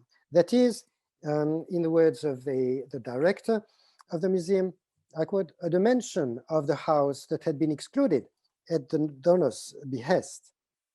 And because the Hôtel de Camondo had become, I quote again, the sole example conserved in its entirety that allows one to understand the functioning of a private residence of this very wealthy neighborhood, which is that of the Plaine Monceau. However, if we come back to the Museum of Innocence, in this case, this collective dimension and this element of authenticity is there from the start and is very much intentional. It was Orhan Pamuk's ambition to define or to try and define the identity of his city together with his own. And this is in a sense symbolized, according to the Innocence of Object, in vitrine number 74 by one object and its mode of presentation. This is the watch belonging to Tariq Bey, which dates from the period of transition between the end of the Ottoman Empire and 1925, during which the Arabic division of time, in which the day begins with sunset and evening prayer, ran concurrently with the European version. Pamuk says in The Innocence of Objects that he spent a long time looking for a way to show both faces without prioritizing either, since he was convinced that his museum, I quote, must stand equidistant from East and West. And he took this to such lengths that his friends laughed at this excessive concern. He replied by paraphrasing Flaubert, I quote, the East-West watch, c'est moi, end of quote. And you see that it is the eastern side that is presented in the vitrine to the visitor, while the western side is visible, I would say, through a glass darkly, well, in a mirror. And in addition, I would say that this dimension of the museum is not only intentional, but it is also programmatic. It corresponds to Pamuk's praise of what he calls small museums, and to the intention expressed in the novel by his narrator, Kemal, to, I quote, teach the Turkish people to take pride in the lives they live. I quote, with my museum, it is Kemal speaking, with my museum, I want to teach the Turkish people to take pride in the lives they live. I've traveled all over, and I've seen it with my own eyes. While the West takes pride in itself, most of the rest of the world lives in shame. But if the objects that bring us shame are displayed in a museum, they are immediately transformed into possessions in which to take pride, end of quote. This programmatic and polemical to some extent dimension is expressed in The Innocence of Objects in the form of a modest manifesto for museums, in which you find it easily on the website of the Museum of Innocence. So I just point at a few passages. Number 3 first of these short paragraphs. We don't need more museums that try to construct the historical narratives of a society, community, team, nation, state, tribe, company, or species. We all know that the ordinary, everyday stories of individuals are richer, more humane, and much more joyful. Number 9, if objects are not uprooted from their environs and their streets, but are situated with care and ingenuity in their natural homes, they will already portray their own stories. End of quote.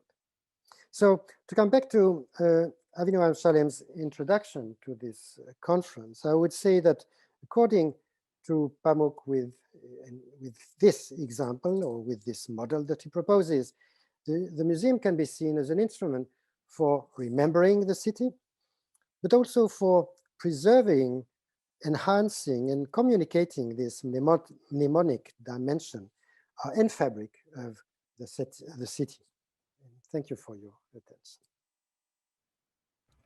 Thank you, Dario, for your introducing us to the Museum of Innocence of Pamuk in Istanbul, and by closing the first panel of Nicholas, of Tanya, and Dario.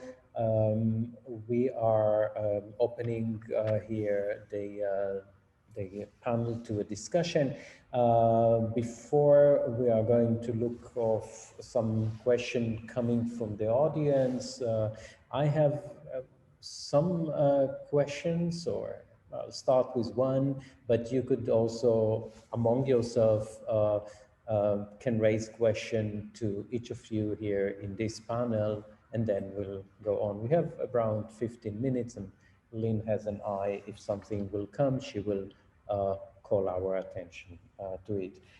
It seems to me that from the first panel, we are looking quite a lot about the notion of nostalgia. It appears in the paper of Nicholas, in which the countryside seems also put into a kind of a nostalgic, aesthetic affair.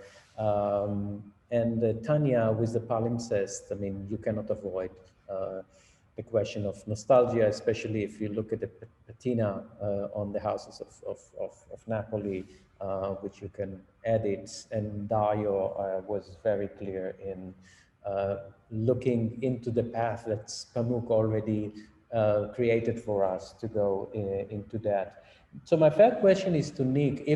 If we're talking about nostalgia also with the countryside, can we think about temporality, therefore, as if the countryside is set back in time vis-a-vis the city?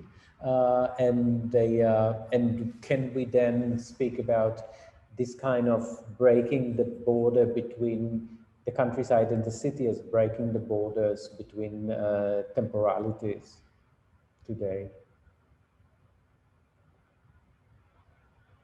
Yes, I think that is a very good question, because if we think of the countryside as the realm of the past, that is, of course, a construction done from the city that has nothing to do with the actual situation of the countryside. And I try to show that in some of the slides, that, of course, the city is, as it was always, supported in its contemporary life by the countryside, and of course, when we go to the countryside, we don't see that much of an unspoiled village, but we see server farms and all these anonymous constructions. So basically, the temporality of the countryside is, of course, an ideological construct from the city.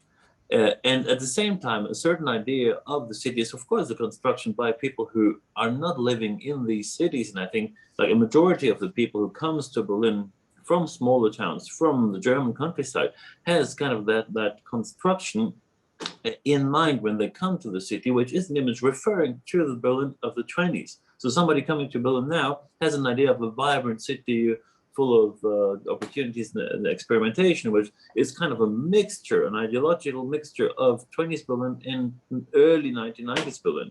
And those who want to escape the city have a projection which just embeds like elements of nostalgia and creates a kind of a temporal gap between the reality as of today, where the countryside hosts the biggest and most modern and also frightening structures to support kind of the vanities of city life, and so I think there are two forms of like temporal dispense in both directions, and I think if you have a close look at that, it's very interesting to just deconstruct both, because I think now we're actually in a situation where that narrative on both sides is collapsing into something very new and interesting, into a city that reinvents itself as a nostalgic image of the countryside, with all that like handcrafted stuff, of forms of deceleration, etc., and where the countryside becomes a realm of like future scenarios and projections, and looks almost like a fantasy from the 60s, with all these big structures and futurist farms that basically milk cows without the interference of humans. So I think that is an interesting phenomenon also to look at under the aspect of like temporal dispenses. Thank you, thank you. So nostalgia seems to be a commodity in a specific moment. Absolutely, and also nostalgia is basically an ideological tool, of course. In the city itself, you can create a nostalgic city for the city as well. You can say overdoses of nostalgia have been injected to the city to make it survive, which is an already frightening concept. Yeah. Lynn, do we have any question coming from the? We do. We have a question to Dario Gamboni. Thank you for your fascinating lecture. I consider Pamuk as the curator of the Museum of Innocence. Am I right?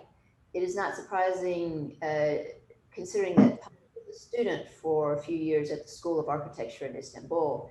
Your presentation also made me think of this Seesman project, where he curated the exhibition of his grandfather's apartment in Bern.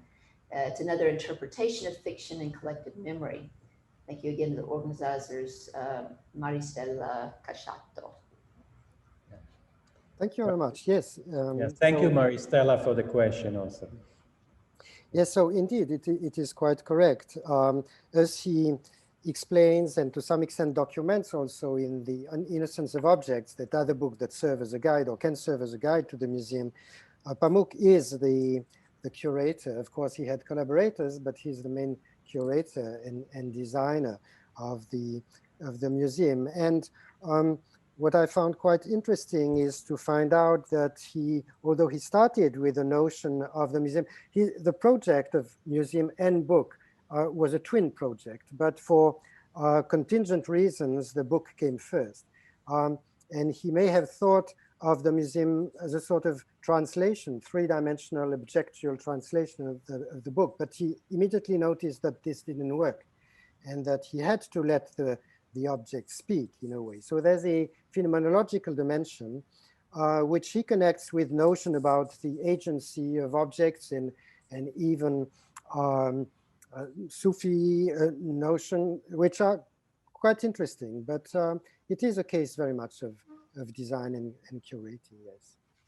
But can I ask you a question? I was very fascinated by that lecture, and I think it was also interesting to see the role of objecthood for a construction of a collective memory. Because if you walk into that museum, for example, you see that little Renault toy car, and of course, everybody who grew up at the same time as Orhan Pamuk did might have a memory of being given these toy cars and of projecting his own ideas of a future life. Again, so the projection of future lives into these toys. So I think it's also a very interesting way of inciting in the brain of somebody who goes to the museum a collective memory. Everybody have this toy car at a certain point, and everybody imagine a brighter, more Western future in Turkey at that point through these objects. So there, I think it's also going back into a collective memory that projected a very euphoric future for Turkey. And I think that is the beauty,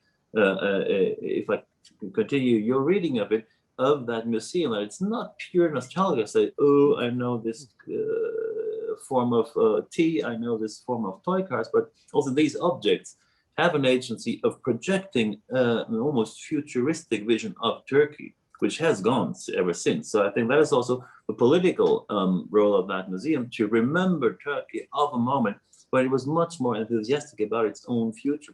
And I think these objects are not purely agents of a collective memory, but also of collective new start after the Second World War, which I think is or does that completely misinterpret your?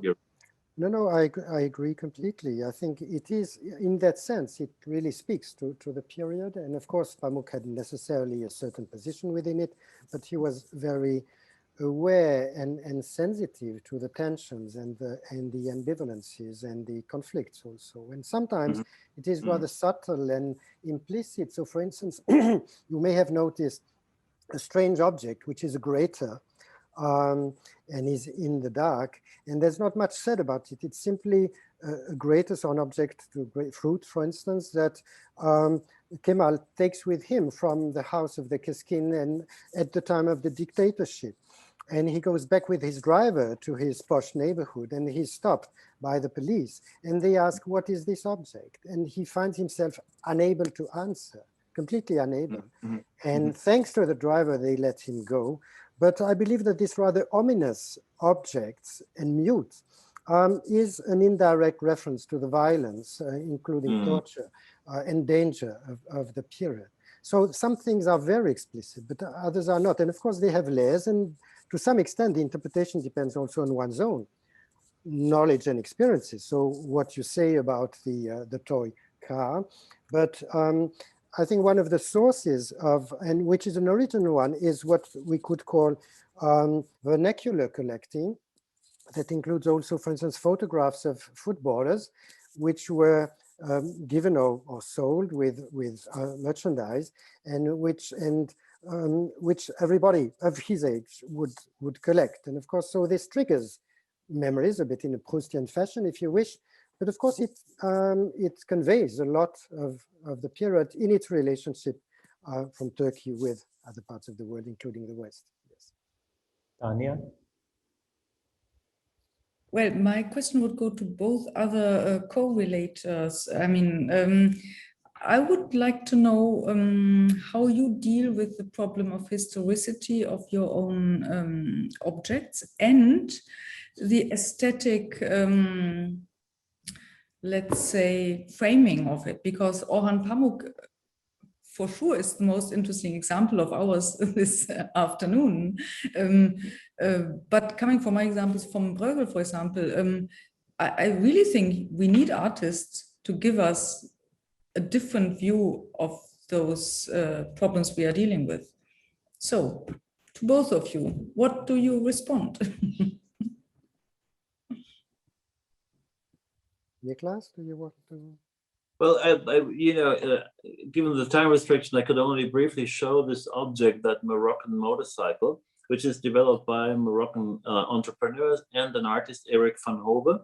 And I think it's a great object because it seizes the opportunities of a moment where our basically the dichotomy of categories, to say this is old, this is new, this is done by an artist, and so it's a thing of the past, and this is mass produced, so it's the future, are collapsing and cannot be longer sustained for ecological reasons, for social reasons.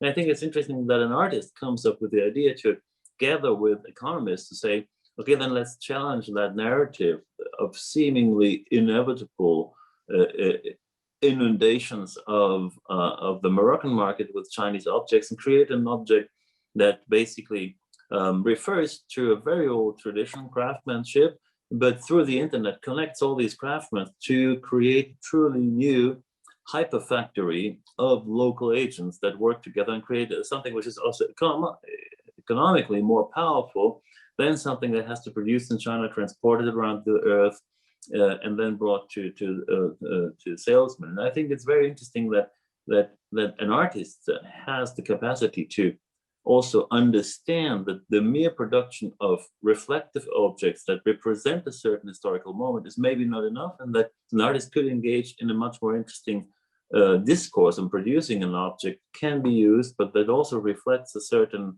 theoretical moment in the economical liberation of, for example, countries like Africa.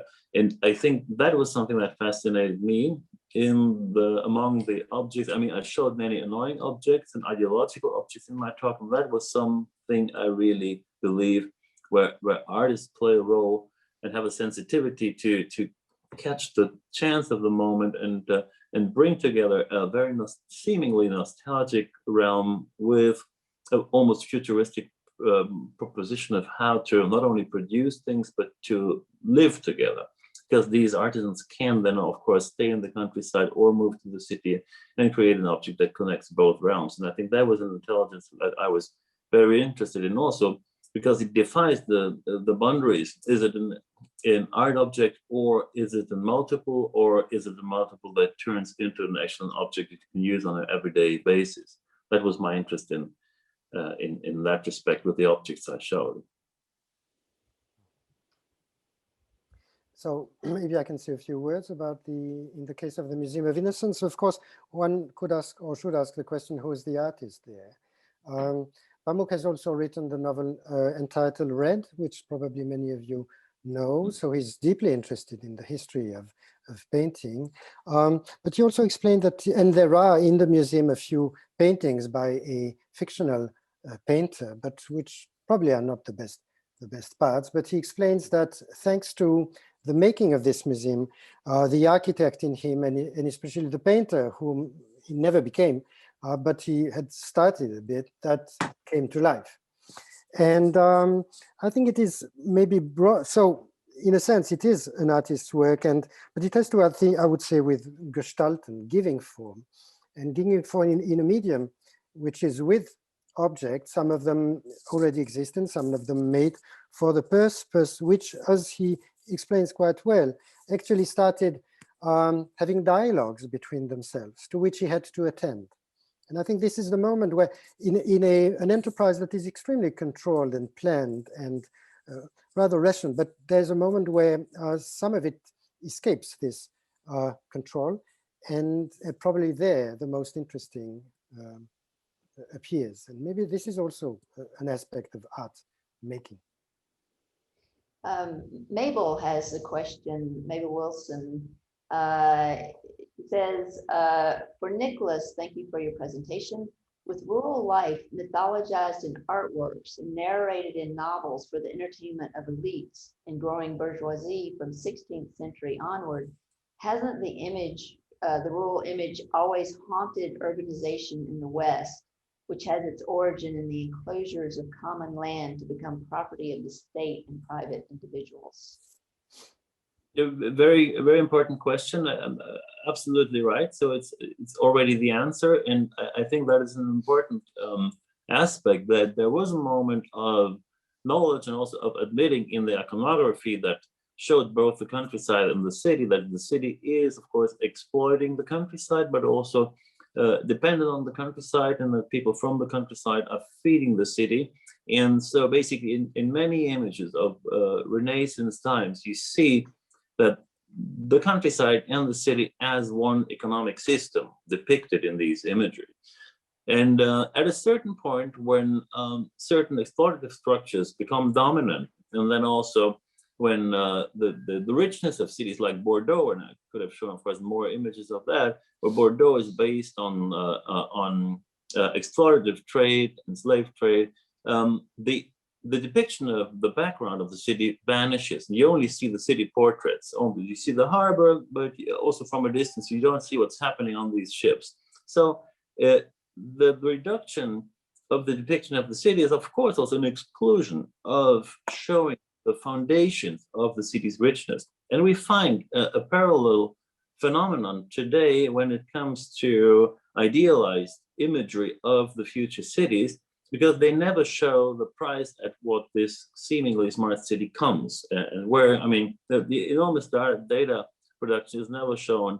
The exploitation of delivery people is never shown in these smart city visions. So we have, from the moment when the city cuts off the image of the countryside, of its own depictions, a long tradition of excluding imagery that makes clear the price of what the svelte image of the city comes with. So I think that is a very important remark, and of course we could have organized a whole conference on that exact aspect of city image. Thank you. Thank you, Nick. We are moving slowly into the second part. I'm happy that we already touch upon some point like, I suppose, microhistory and macrohistory when Tanya posed her question to Dario and to Nick.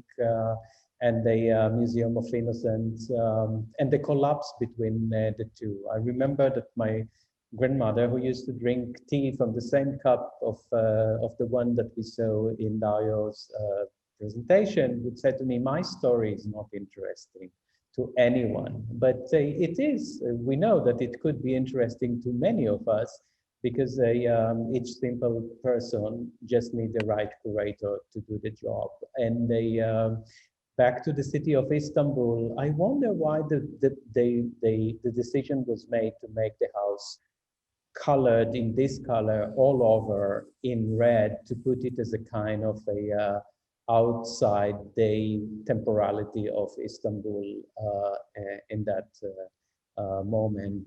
Jerusalem for me is no less a museum without border, telling the story of the Passion of Christ, in the same way that the vitrine in the Museum of Pamuk tells the story of Fusun. But we are moving now to the second part, to our three other fellows and speakers. And in this panel, we are going to start with Ezra Akshan, who is the Michael McCarthy Professor at the Department of Architecture and the Director of the IES, the Institute of European Studies, at the Ainudi Center for International Study at Cornell University. Her research on modern and contemporary architecture and urbanism foregrounds the intertwined history of Europe and West Asia, and offers new ways to understand architecture's role in global social and environmental justice.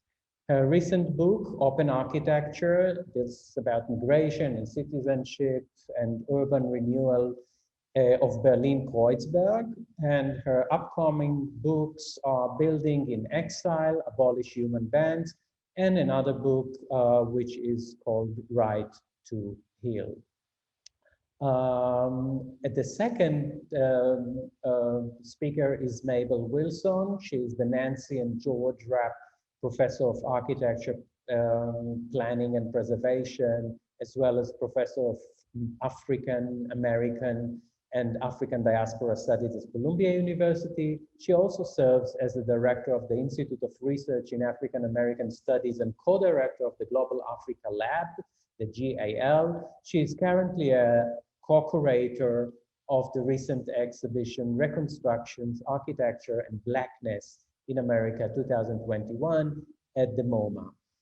And the last speaker today would be Eyal Weizman, who is the founding director of the Forensic Architecture and professor of spatial and visual cultures at Goldsmith, University of London. He has held a position in many universities worldwide, including Princeton, ETH in Zurich, and the Academy of Fine Art in Vienna. In 2019, he was elected Life Fellow of the British Academy. In 2020, he was appointed member of the Order of the British Empire, the MBE, for services to architecture. So with not much ado, I'm giving now the podium to Ezra to start with her lecture. Please, Ezra. Hello, everyone, and thank you so much for inviting me. I will share my screen.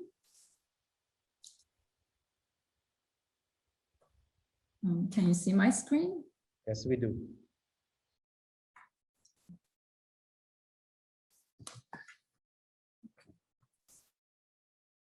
The prompt of this conference invited us to think the city as a canvas on which both intended and unintended marks constitute hints of human stories. When I read this prompt, conceiving the city as a delicate receptive surface, I could not help but think about cities that are receptors of oppressive regimes. And I could not help but think of the concept and methods of transitional justice that appeals for healing from such regimes. What are the spaces of political harm, and can they be repurposed as healing spaces? The architectural programs that support oppressive regimes include statues of authorities outside monumental palaces, inhospitable entrances, memorials to unknown soldiers, stadiums for mass national rallies, party logos as spectacular ornaments, Ubiquitous police stations and prisons blocked public piazzas and so on. The marks on the receptor cities of oppressive regimes are so omnipresent, so noticeable, that after a while it is no longer interesting to make a list. Only a handful of them have been seen as painful scars, but most as benign reflections that did not become zones of confrontation or reckoning. Therefore, I decided to look for the missing evidences, marks that such regimes erase to hide their violent crimes. I turned to the stories of those who search for the missing bones of their disappeared relatives. I also turned to disappearing and hidden graveyards. The center of modern Istanbul, the broader Taksim zone, is indeed one such area where two major cemeteries have disappeared. This area in Istanbul has been receiving international and national attention due to the Gezi protests of 2013 and Orhan Pamuk's museum as well. Yet a much longer social movement in the area reveals deeper wounds. Let me take a detour to explain this erasure by commenting on the way state modernization establishes a contract over the protocols of burial.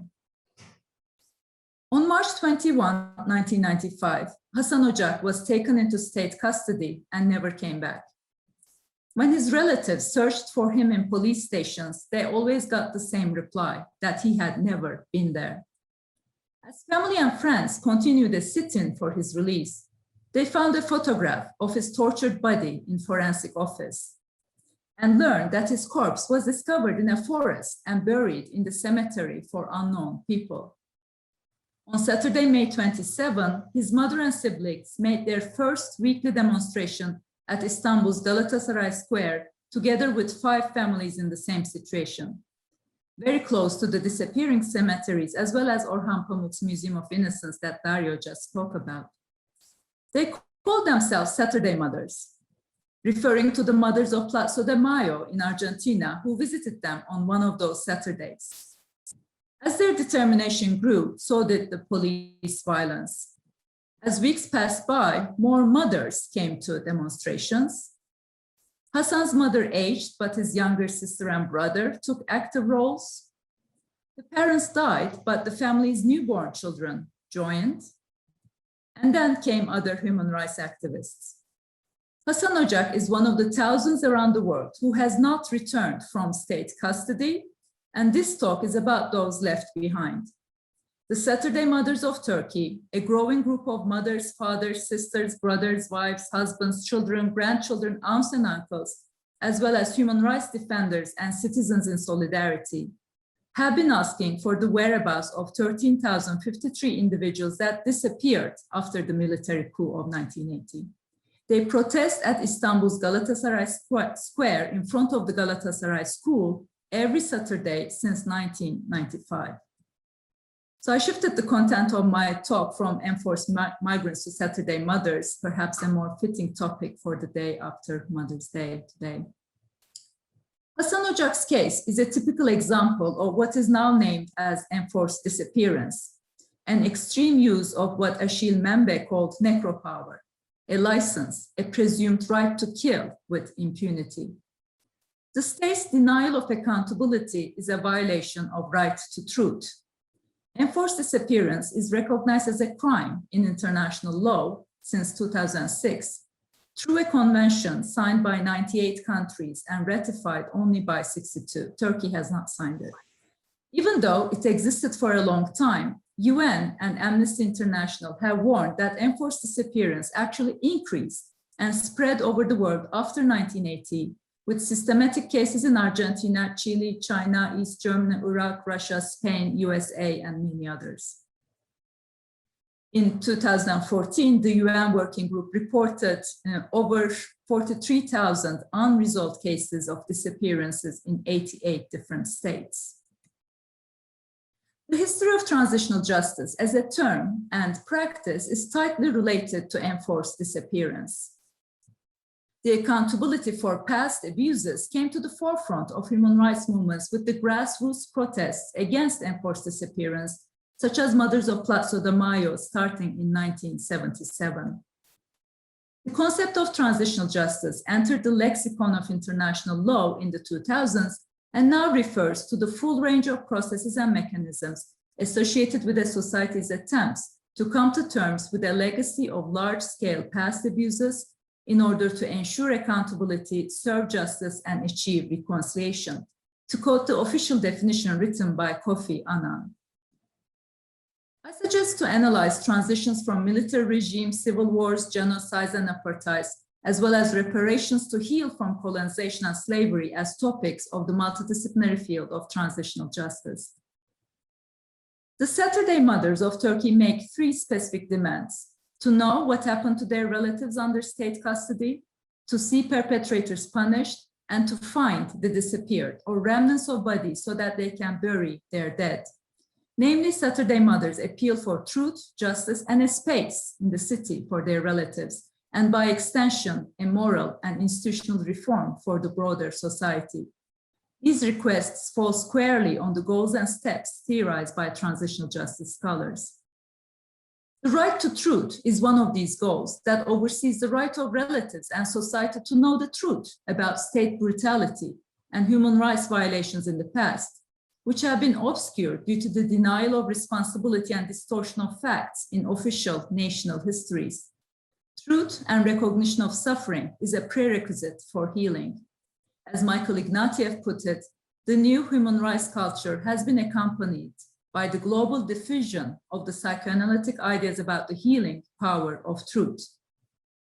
Far from being resolved, however, the right to truth claims have often injected a dilemma into the healing process, because truth commissions that were established during transitional periods often secured amnesties to perpetrators in return for collaboration. A history of transitional justice might indeed be written by showing the dilemma between truth and criminal justice and the historical struggles in different countries to minimize it. For example, the Truth and Reconciliation Commission during South Africa's transition from the apartheid regime did not put perpetrators on trial. The TRC declared that this decision reflected the local conception of justice, which synced better with forgiveness, harmony, and peace than criminal justice. Conversely, in Argentina, the right to truth movement and protests against impunity for the previous military regime eventually led to a new form of trial that is specific to this country. Transitional justice is unresolved also because subsequent regimes were usually far from perfect themselves, and their truths and their justices were also partial. In many cases, results were compromising or even flawed. Reparations functioned as whitewashing, financial compensations were symbolic, and institutional reforms gave unfair advantages to the new regime supporters. Moreover, the assumption of the objectivity and universality of international law is rightly debated, and the framework to reconcile the international and place-based justice systems remains unresolved. Ethnographic and sociological studies reveal that conceptions of justice among communities vary. Societies respond to violations differently. Methods that they use to find justice differ. Reconciliation means forgiveness in some countries, but punishment in others. Individual opinions about justice in a given country are skewed according to nationalist and ethnographic ideologies. They depend on social and economic factors and change over time. When perceived as a toolkit that can be applied anywhere without translation, reparations foreclose a society's right to heal. So in the context of the unfinished struggles toward right to truth, the imperfect conditions of transitions, and the unreconciled international and national laws, societies need to formulate new forms of justice and peace-building steps. Let me think with Saturday mothers for such an opening for transitional justice and amplify the moments where a social movement intersects with the city. Countless interviews with relatives in Istanbul and Kurdish majority towns have revealed that Saturday mothers cannot grieve their losses with conventional mourning rituals. They cannot grieve without learning the truth about the whereabouts of bodies. Berfo Kırbayır, who died at age 105, left the house door open every night after 1980, hoping that her son, Cemil, would return. while depriving citizens of their political rights, state violence simultaneously throws their relatives out of the sphere of social mourning. Reading Freud's seminal text, Mourning and Melancholia, critically, we may ask how much ordinary forms of mourning could work for subjects who have been excluded from the socially constructed definition of the normal. Melancholy, the inability to have closure in grief, is not a pathological response, as it would have been deemed in normative Freudian psychoanalysis, but the only option left to relatives, which they have fought back by turning perpetual grief into activism. Mourning and protesting in one of the busiest public spaces of Istanbul meant precisely that. Every week, the relatives brought red flowers to the square that they would have otherwise taken to cemeteries. Sharing pain as a form of resistance helped to live with the ungrievable death. Yet the Galatasaray Square has not only served as a symbolic cemetery and a public demonstration site, it has also become something like a truth commission of transitional periods, even though the state did not admit accountability. Truth commissions do not have juridical power, but they enable public recognition of truth about past crimes. They empower victims and survivors as basic sources of evidence, and they also give perpetrators an opportunity to diminish the burden of guilt. During my interview with Maside Ocak and Sebla Ercan, who were among the initiators of this movement, both women emphasized that it would not have been possible for the relatives or the public to realize that enforced disappearance has been a systematic state policy, unless new mothers and witnesses kept showing up in the square to tell their own stories. Even though many individuals were lost in regions with Kurdish majority, Istanbul's Galatasaray Square became the meeting point where the relatives exercised their right to truth. Testimonies of perpetrators spread from mouth to mouth in such get-togethers, such as the one by Yıldırım Beyler, who confessed that he participated in the gendarme forces that burned bodies in boilers or threw them out of helicopters. Beyler identified these actions as a professional job, similar to the National Socialist Adolf Eichmann, whose trial has carried Hannah Arendt to notice the darkness in the bureaucrat who dutifully follows orders. And that darkness in the bureaucrat is the most commonplace, but therefore the most dangerous of all evils. Additionally, the Galatasaray Square has become a platform for prospective justice. In interviews, some relatives suggested that their public visibility prevented the state from committing further crimes, and that the number of enforced disappearances decreased over time. Those who survived state custody came to the Saturday meetings and declared that the police spared them because they knew their mothers would join the movement. In short, Saturday mothers' struggle for visibility in public space did not only remain a cry to be seen, but also evolved into a truth-telling and corrective platform. Namely, the city square built the social movement, but also vice versa. For his piece Saturday, in an exhibition about Galatasaray School, Barış Ülker transformed the iconography of a typical class photo into a blurred image composed of a collage of mothers holding portrait photographs of the disappeared in front of the school's gate. The artist reproduced images from the past 25 years on Xerox paper, reminiscent of street flyers and posters, and transitioned them on silk surface. The choice of this medium resulted in layered images that blurred each other and mirror images that inverted the names of the disappeared, making them partially illegible. For the artist, the making of this pictorial fog was also a matter of personal healing. Remembering his early encounters with the demonstration, he said, quote, "I can see, but I'm also blinded by the weight of it all. I'm a teenager. I cannot come to terms with it. I walk on. It's a Saturday. It is every Saturday. I know this and I don't know it at all," end of quote. Ülker questions himself for his failure to actually see the Saturday mothers. He inhabits the role of the bystander, a group of quite diverse people joined in their hostility against the other and their silence in the face of violence. For years, we resisted to see what could not be unseen and what Saturday mothers really showed. Shortly after their demonstration was banned in 2018, a group of Saturday mothers visited the exhibition and left their red flowers under Ülker's work. The flowers they would bring to Galatasaray Square every week and that they would have otherwise taken to cemeteries. Ülker's work also reminds us the power of the portrait photograph through which the disappeared appears in the city. Oppressive regimes learned the apparatus of enforced disappearance from each other, but so did the resistance. Over the years, the portrait photograph in the public space has consistently proven its power as a form of transnational solidarity. Mothers of Argentina came up with creative performances to make the disappeared appear in public space using silhouettes and masks.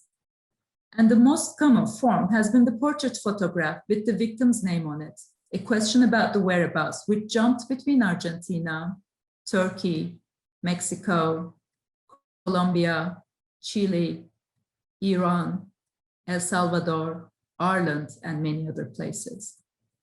Some demonstrators use state ID photographs, appropriating the disciplinary power's visual field to a subversive effect.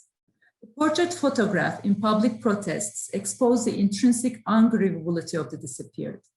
Many authors who theorize photography, from Walter Benjamin to Susan Sontag, commented on the photograph's role in freezing time. In periods of transitional justice, time is also suspended because it affects the living and the living dead differently. Nothing exemplifies this better than an anecdote of a Saturday mother. When she held up the portrait photograph of her husband who disappeared in his 20s 30 years ago, someone asked her if she was looking for her son. She had aged, but her husband's portrait photograph had not. The portrait photograph as witness in Grassroots Truth Commission and standing in for the missing body in the suspended time brings me to Saturday's Mother's third demand after truth and justice, a space for the remnants of their relatives, the missing cemetery. Over the years, as hopes that the disappeared will return dwindled, the motto of the movement became, "We want our bones and to bury our dead," a request that reappeared in countless transitional justice cases across the world. The missing graves of the disappeared raises the question that Judith Butler asked: what makes a grievable life? Why does the state apparatus consider some lives mournable, but others so unmournable that it denies them graves? If I had more time, and if I was speaking to the policymakers in Turkey today, I would have continued here with an analysis of transitional justice memorials around the world that stand in for the missing graves of the victims and that become healing spaces where political harm is confronted and the principle of non-recurrence is announced. In some cases, memorials have taken proactive roles and started the process of transition rather than concluded. And in this list, I would have, of course, mentioned the UVA memorial to enslaved laborers that Mabel Wilson will present after me. But given my short time, I will instead come back to the prompt of this conference and draw attention to the place of architectural history in Right to Truth. The physical environment can indeed be treated as primary sources of history and evidences in truth-telling. A map analysis reveals the disappearance of the Muslim small cemetery during Pera's transformation from a land of grapes and graves to a city of elite households and hotels during the Ottoman Empire's integration into capitalism. The edges of the cemetery were in constant pressure due to the rising land prices. Following the cholera epidemic in 1865, a wall was built around, changing the cemetery from a public passageway and recreational area into a border that separated the wealthy Pera from the poor Kasımpaşa. When Tünel, the world's second subway, was constructed, the graveyard of the Galata Mevlevi Lodge was expropriated, and the debris that came out of the excavation for the tunnel was dumped on the small cemetery with the conviction that the flattening of the slope would increase the real estate values. A new life started over the totally covered, non-courtly Muslim graves, and the area came to be known for its best views in town that attracted tourists to canonic hotels. If Frank Gehry's design is constructed, its basement will dig 9 floors deep, so that cars will replace the bones as the final act of the grave's total obliteration. The Grand Champ des Morts, the second cemetery around today's Taksim and Gezi Park, used to be the site of non-Muslim graves. After the cholera epidemic and pressured by real estate, the new land law of 1869 dictated to carry all cemeteries to the outskirts. Despite some public dissent, municipal authorities negotiated the relocation of Catholic, Protestant, and Greek Orthodox graves. The map of 1858 clearly shows the Greek cemetery at the entrance of today's Istiklal Street and the Catholic and Protestant cemeteries to the north of the Ottoman military artillery. The same district's map of 1882 no longer shows these cemeteries and replaces them with public gardens. Yet the Armenian cemetery remains in both maps. Following a couple attempts to expropriate the Armenian Surp Agop cemetery and its church since 1855, the negotiations had remained unresolved when World War I broke out.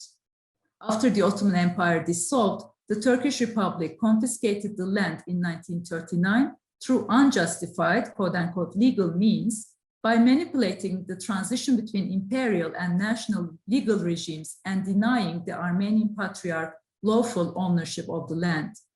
Such dispossessions of Armenian property whose owners have been deported, exiled, or murdered has been part of the denial of genocide statecraft and the continuing climate of impunity.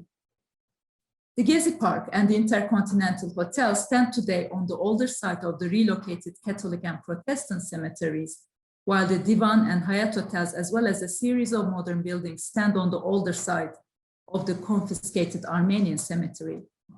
Revealing the history of the 8-year-long court case that resulted in the dispossession of the Armenian property in 1939, Nalcihan Dağlıoğlu writes, "Only after confrontation and official apology, perhaps we can finally bury our dead." It is not a coincidence that both Saturday Mothers and historians of the Armenian cemetery conclude their words with the same request, to bury their dead. Throughout their 20 years of demonstration, the Saturday Mothers have shown solidarity with other historical atrocities and have been joined by other activists. Even though the Saturday Mothers are specifically looking for their relatives who disappeared since the 1980 military coup, they have drawn attention to similar episodes of state violence through the history of Ottoman Empire and Turkish Republic. For instance, in one of their meetings, they memorialized the 250 Armenian intellectuals in Istanbul who were subject to enforced disappearance on 24 April 1915.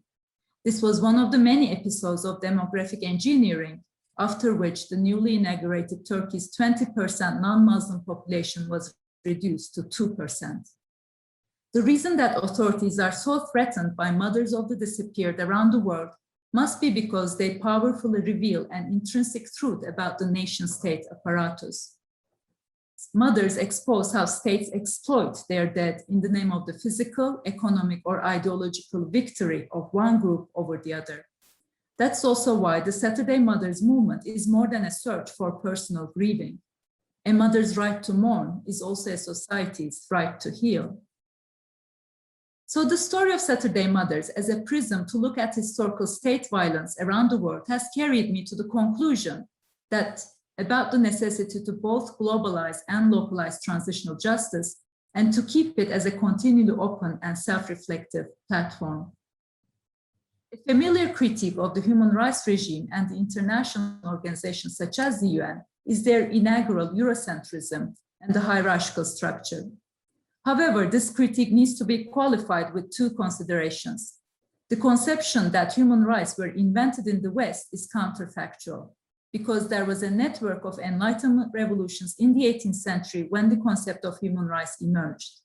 Non-Western revolutions were some of the major chronological markers, such as the Haitian Constitution of 1805 that abolished slavery.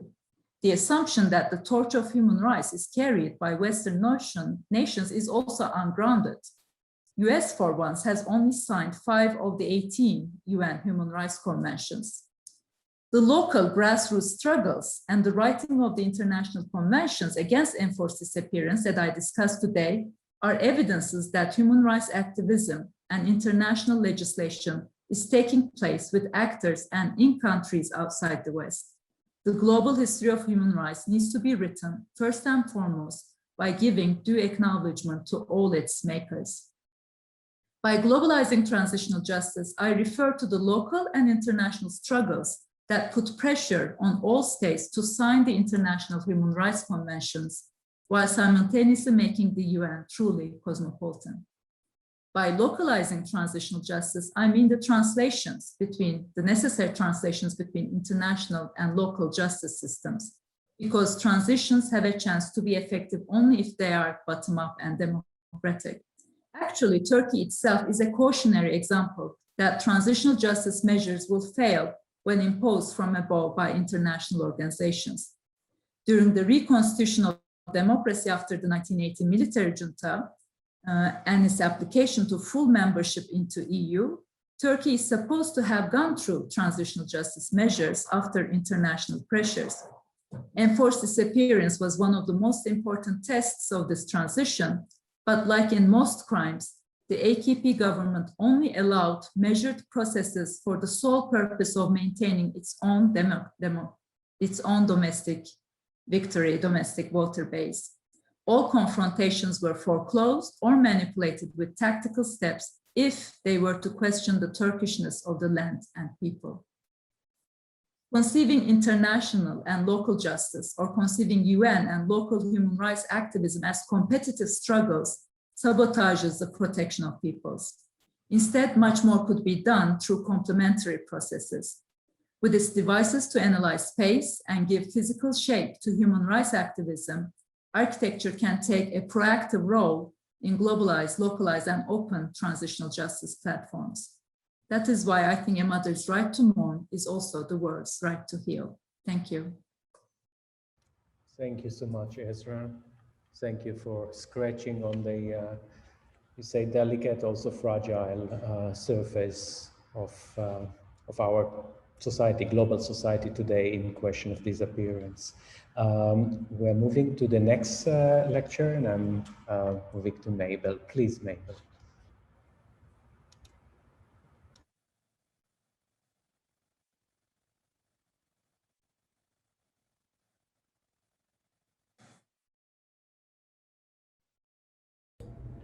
Great, and can everybody see that? Yes, we do. Okay, great.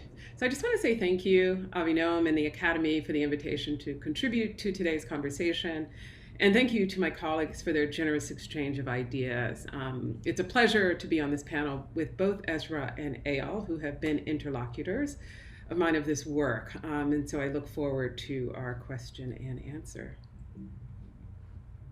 So this painting, Liberty Displaying the Arts and Sciences or the Genius of America, Encouraging the Emancipation of Blacks, was made for the Library Company in Philadelphia to celebrate and remember the importance of the library's collection, founded by Benjamin Franklin and used by the various Congresses that declared independence and constituted a new democratic republic dedicated to enlightenment. In the allegory, the enslaved Africans signify the moral virtues to white Americans and the English of ending slavery and its odious trade. Here, neoclassical architecture houses knowledge and history, provides order by way of reason. By contrast, nature provides refuge for a group of jubilant Negroes who, with their musical instruments and fruits of the earth, celebrate their freedom around a liberty pole that mirrors liberty's Phrygian cap and pole. In the background, ships wait to take the newly freed back to Africa, a continent that many would not have known. They were to be removed from the nation, disappeared physically, while still representing the allegory of liberation. Here, encapsulated is the spatial temporal framework of the West and how it constructed racial difference as episteme, ontology, and geography, when that art and architecture represented and materialized. As Fred Moten writes, the pathologization of Black bodies and Blackness in the discourse of the human, history, and natural sciences has served as the defining epistemological register of the modern subject.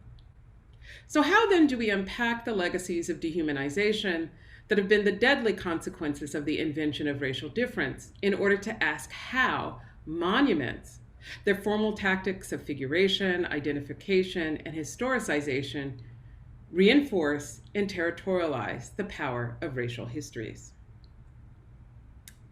Traces.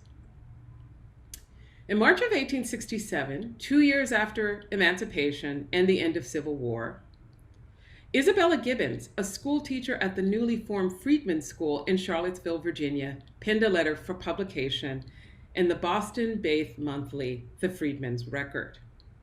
In her short letter, Gibbons provided a forceful corrective to white Southerners' projection that their former holdings in human property, enslaved people like Gibbons, her husband and children, quote, love us and have forgotten what happened while they were slaves, end quote. Gibbons puts this grand story to rest by recounting her memories of enslavement, quote, can we forget the crack of the whip, cowhide, whipping post, the auction block, the handcuffs, the spaniels, the iron collar, the Negro trader tearing the young child from its mother's breast as a whelp from the lioness? Have we forgotten that by these horrible cruelties, hundreds of our race have been killed? No, we have not, or ever will, end quote.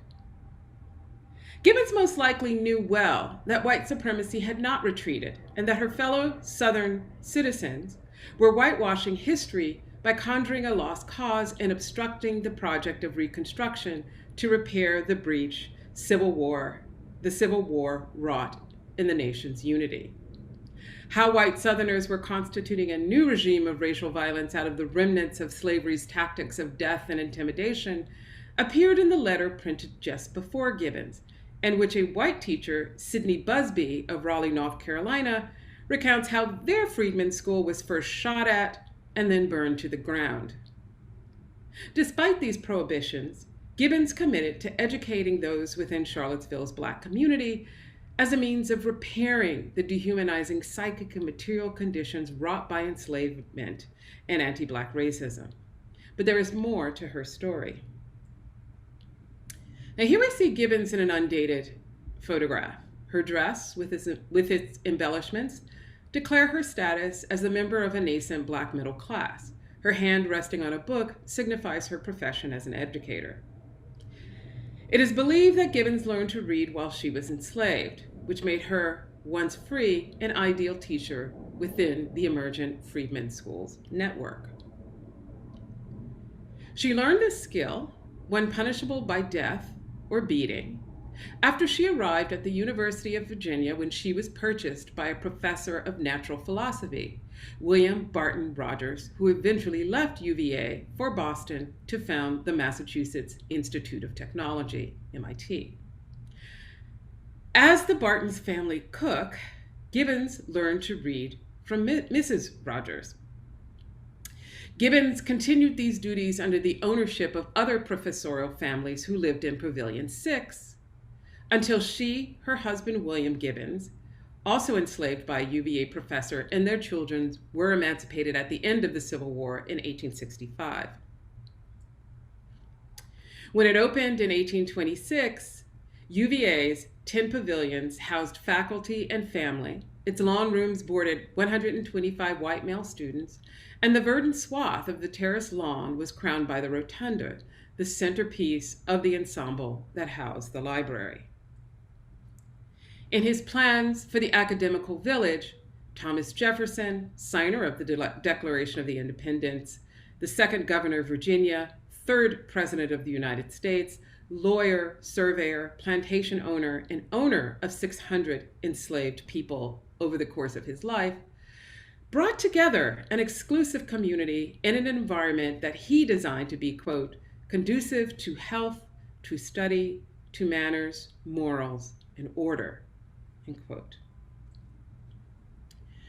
When I was an architecture student at the University of Virginia, what was silent in the official historical narratives about the university's antebellum period from 1817 to 1865 was mention of the academical village's dependency on an equal number of, roughly 150 at one time, enslaved men, women, and children.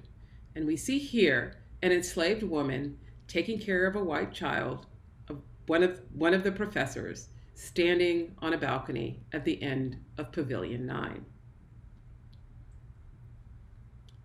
Along with clearing and terracing the area known as the lawn, or felling trees and milling them into planks, it was mostly enslaved workers, many young boys, who did the back-breaking labor of digging the clay, filling the molds, and firing the bricks of the estimated 1.2 million bricks for the rotunda.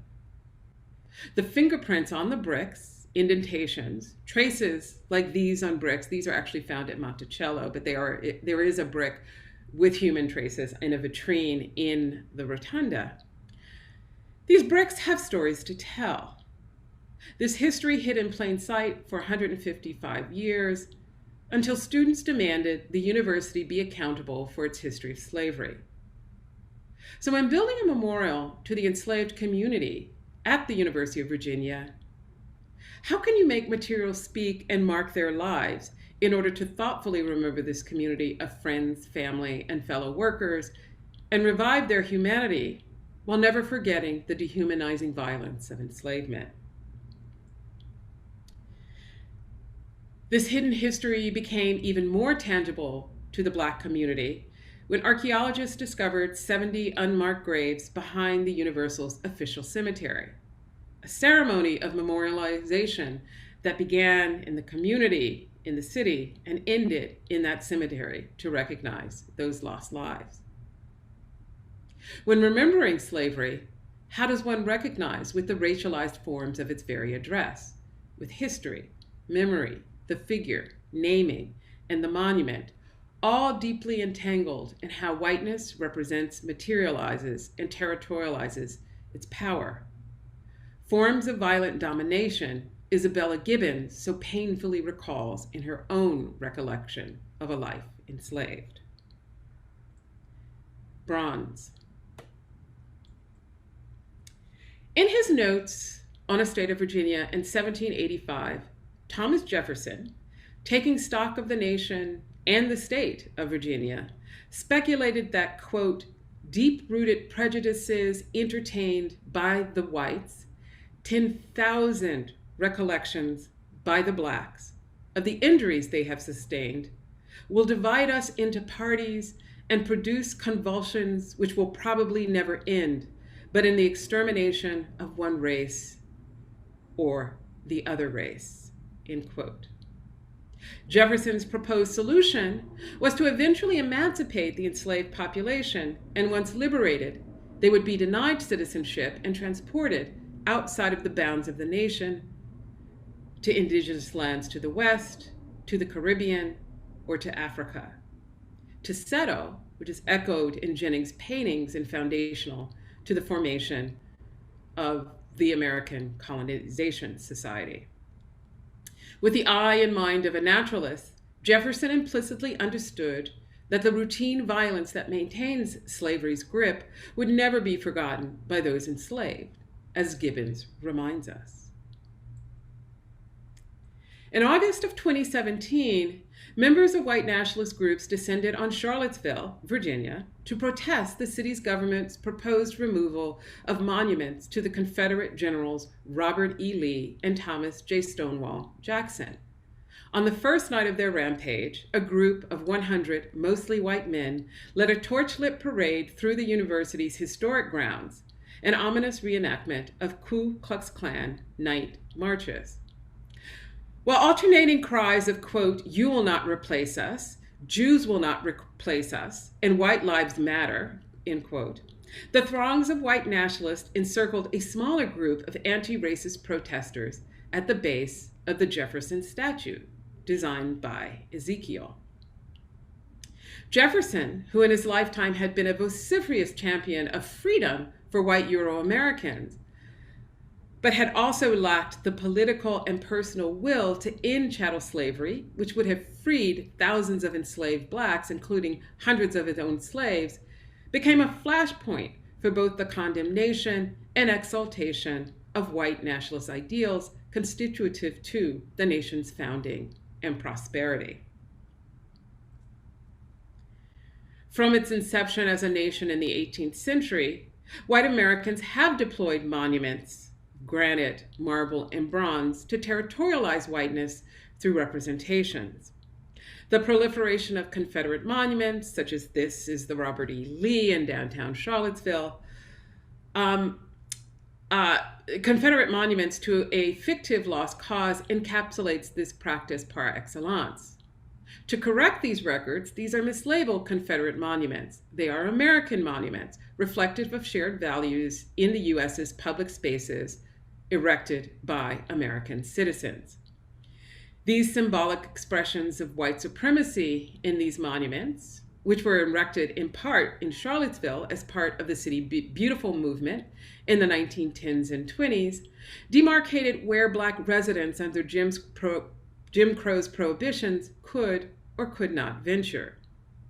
These worked in concerts with the racial violence of law enforcement and with the racialized ordering of urban space to construct substandard housing, deny access to infrastructures of transportation and fresh water and sewerage, and also segregated public amenities to diminish the prospects of Black life in America. In a counter-protest on September 13th of 2017, dozens of protesters, a group that included students, faculty, and local residents, engaged in an act of civil disobedience. The demonstration proclaimed solidarity with local residents in response to the violent and deadly white supremacist march that took place 1 month earlier and left one anti-racist counter-protester, Heather Heyer, dead. The group wrapped the same figure of Jefferson in black plastic and draped a Black Lives Matter, Fuck White Supremacy banner at the statue's marble base. What the protesters demanded was for the university's administration to renounce the institution's historical connections with racist individuals and groups by, for example, removing 2 Confederate memorial plaques affixed to the rotunda's south entrance. They declared this a march to reclaim our grounds.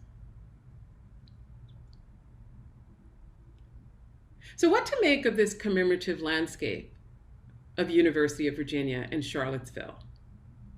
Toward that nearly impossible task of reclamation and repair from the archive of slavery, scholar Saidiya Hartman writes, quote, "I want to tell a story about 2 girls capable of retrieving what remains dormant, the purchase or claim of their lives on the present, without committing further violence in my own act of narration. It is a story predicated upon impossibility, listening for the unsaid, translating misconstrued words, and refashioning disfigured lives. An intent on achieving an impossible goal, redressing the violence that produced numbers, ciphers, and fragments of discourse, which is as close as we come to a biography of the captive and the enslaved," end quote. Paraphrasing my colleague Hartman, can we retrieve in the memorial for UVA's enslaved community what remains dormant, the purchase or claim of their lives on the present, without committing further violence in our own act of spatial and urban narration through design? In my brief remaining time today, I want to address this problematic of designing and building a monument to an enslaved community, engaging with the archive of slavery in an educational landscape of tyranny, end quote, as architectural historian Lewis Nelson characterizes antebellum UVA. Marks. In 2016, I joined with architects Mi-Jin Yoon and Eric Howler, activist and conflict mediator, UVA professor Frank Dukes, landscape architect Greg Bleem, and Brooklyn-based artist Etta Otatigbe. We won the commission to design the memorial to enslaved laborers at UVA, which opened in the late spring of 2020. Now, we were fortunate to join an already robust community of educators, students, staff, and communities taking stock of the university's history of slavery.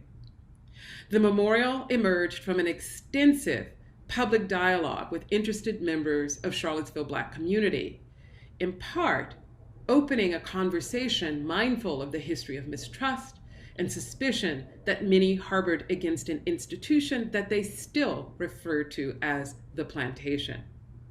The geography of slavery still shaped the memory and reality of Black residents who feared being out of place on the pristine lawn, feared policing. Now, what we heard was that the memorial needed to tell the unvarnished truth about the past to have any legitimacy, that it needed to bring the community together to both learn and reflect on that history, that it needed to express dualities, not only of pain and suffering, but also of resilience, dignity, and the humanity of those who were enslaved. And lastly, that it needed to be a living memorial, an ongoing memorial, to acknowledge that the work of this commemorative landscape remains incomplete. Along with collecting aspirations, hearing about desired meanings, experiences, and stories that needed to be told by the memorial, we also researched Black traditions and spaces of gathering. As part of our process, we looked for cultural forms and rituals that could be translated into our design.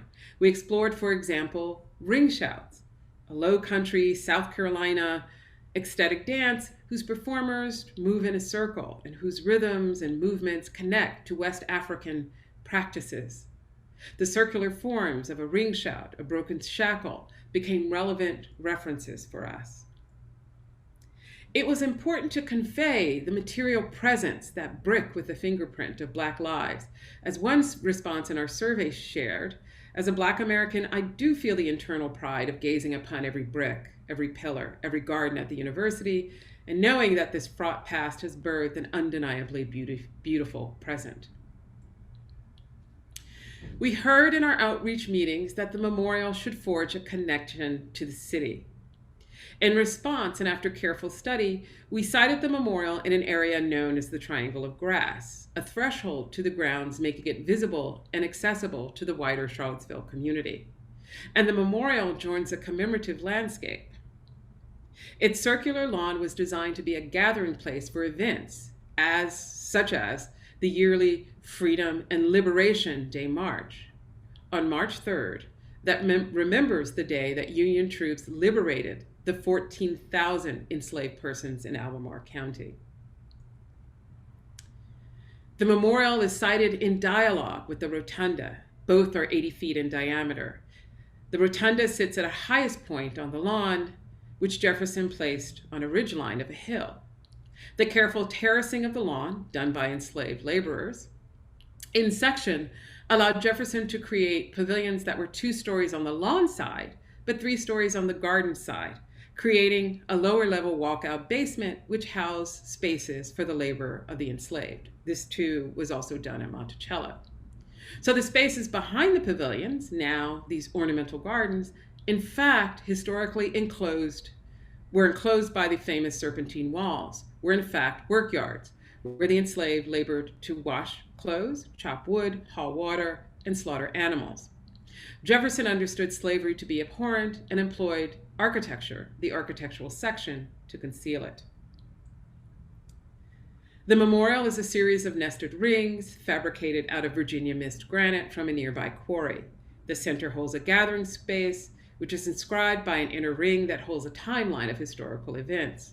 The next layer of the ring creates a concave surface of remembrance of the names, and the outer convex surface creates a canvas for expression. Each of these rings speaks to a different layer of history, meaning, and interpretation of mark-making. The memorial is oriented northward, the direction of freedom, and a path to the left lays out a step for each year enslaved peoples lived at UVA. To develop the layers of history in the memorial, we worked closely with a group of committed historians whose thoughtful examination of the enslaved community provided rich material. To name names, to tell the story of the enslaved community. Seen here, you see the hiring of extra hands at Christmas for $2.50. This required that we engage an archive of work ledgers and personal letters, numbers and ciphers of slave owners. As such, it is an archive of daily life, one laced with silences and haunted by violence. Historians estimate that 4,000 men, women, and children built, labored, and lived at UVA from 1817 to 1865, but we know almost nothing about the details of their lives. For most, 3,111 persons to be exact, the archives do not record a first or last name. As the spreadsheet on the right shows, we found records for 889 persons. Of those references, we know mostly the first names of 577 community members. For only a handful of people, like Isabella Gibbons, Sally Cottrell, Thurmston Hearn, or Henry Martin, we know a first and last name. For the remaining 311 recorded persons, we use kinship relations and occupations to remember their lives. Thus, as you walk into the memorial, you become enveloped by this genealogical cloud of names, marks, and relationships. The list of names are traditional features of Western memorials, but given our archive, we had to reimagine social relations and rehumanize the experiences of the enslaved. As a result, we mark kinship and community. Visitors engage with Henry, Isabella Gibbons, Jack, Jane, Robert, and Randall as families of sisters, grandmothers, uncles, and friends, as workers who took pride in their work as woodcutters, janitors, laundresses, and fiddlers. Carved into the granite, we placed 4,000 memory marks that record the violence of the erasure of the name, but also mark their presence within a community and the possibility of descendants connecting to their family, which happened this past January with the inscription of names of members of Thurmston Hearn's family. The community names appear across from a bench with a timeline and a water feature that captures the attention of visitors who learn a very different history of the university. Contrast to the wall of marks and names, which rises and inclines outwards, a shallow, near-level water table shares with visitors the history of enslavement. The 70 historical entries inscribed into the water table begin with the arrival of the enslaved to Virginia in 1619 and ends with the passing of Isabella Gibbons in 1890.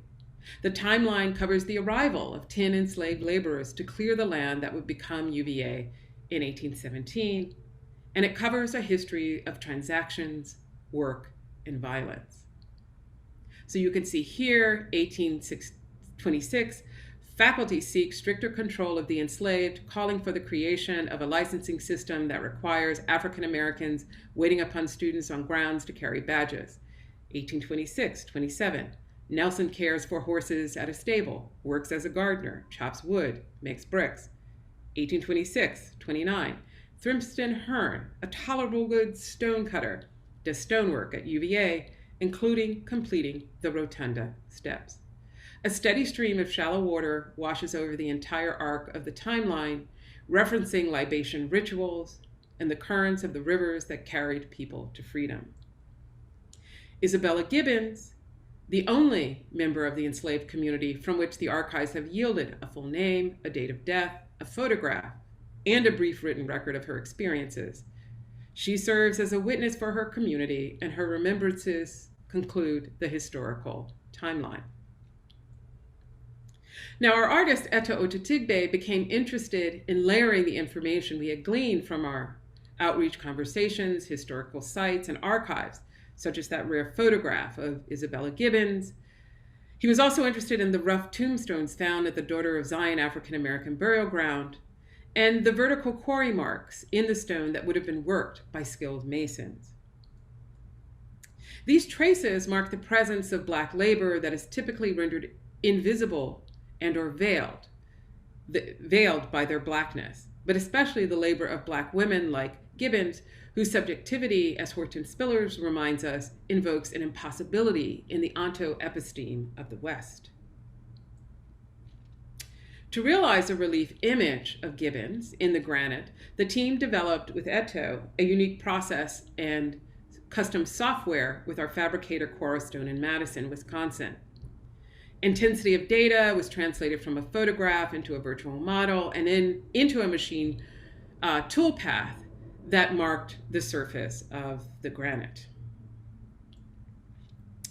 Seen here in the stone yard, the exterior surfaces marks the vertical marks of stone masonry, marks of memory, bush hammering marks the headstone, and it marks, as you can see on the right, Isabella Gibbons. You see her left eye emergent from the panel. Carved out of Virginia mist granite, rather than figured in molten bronze, Isabella Gibbons' eyes appear or disappear based on the mood of the sky and the approach of a body. That flickering between appearance and disappearance evades legibility and hence knowability. Gibbons serves as the witness and the watcher for her community, bringing together their lives, known and unknown, with ours, marking a contemporary moment still seeking justice. Reckoning. Because of COVID, there was no official dedication of the memorial in April of 2020. But 3 days after the construction fence was removed from the memorial in June of 2020, UVA's medical schools group, White Coats for Black Lives, organized a protest. They took a knee for 8 minutes and 49 seconds in remembrance of the murder of George Floyd, a gruesome reminder of the violence and injustices that persist in the wake of slavery.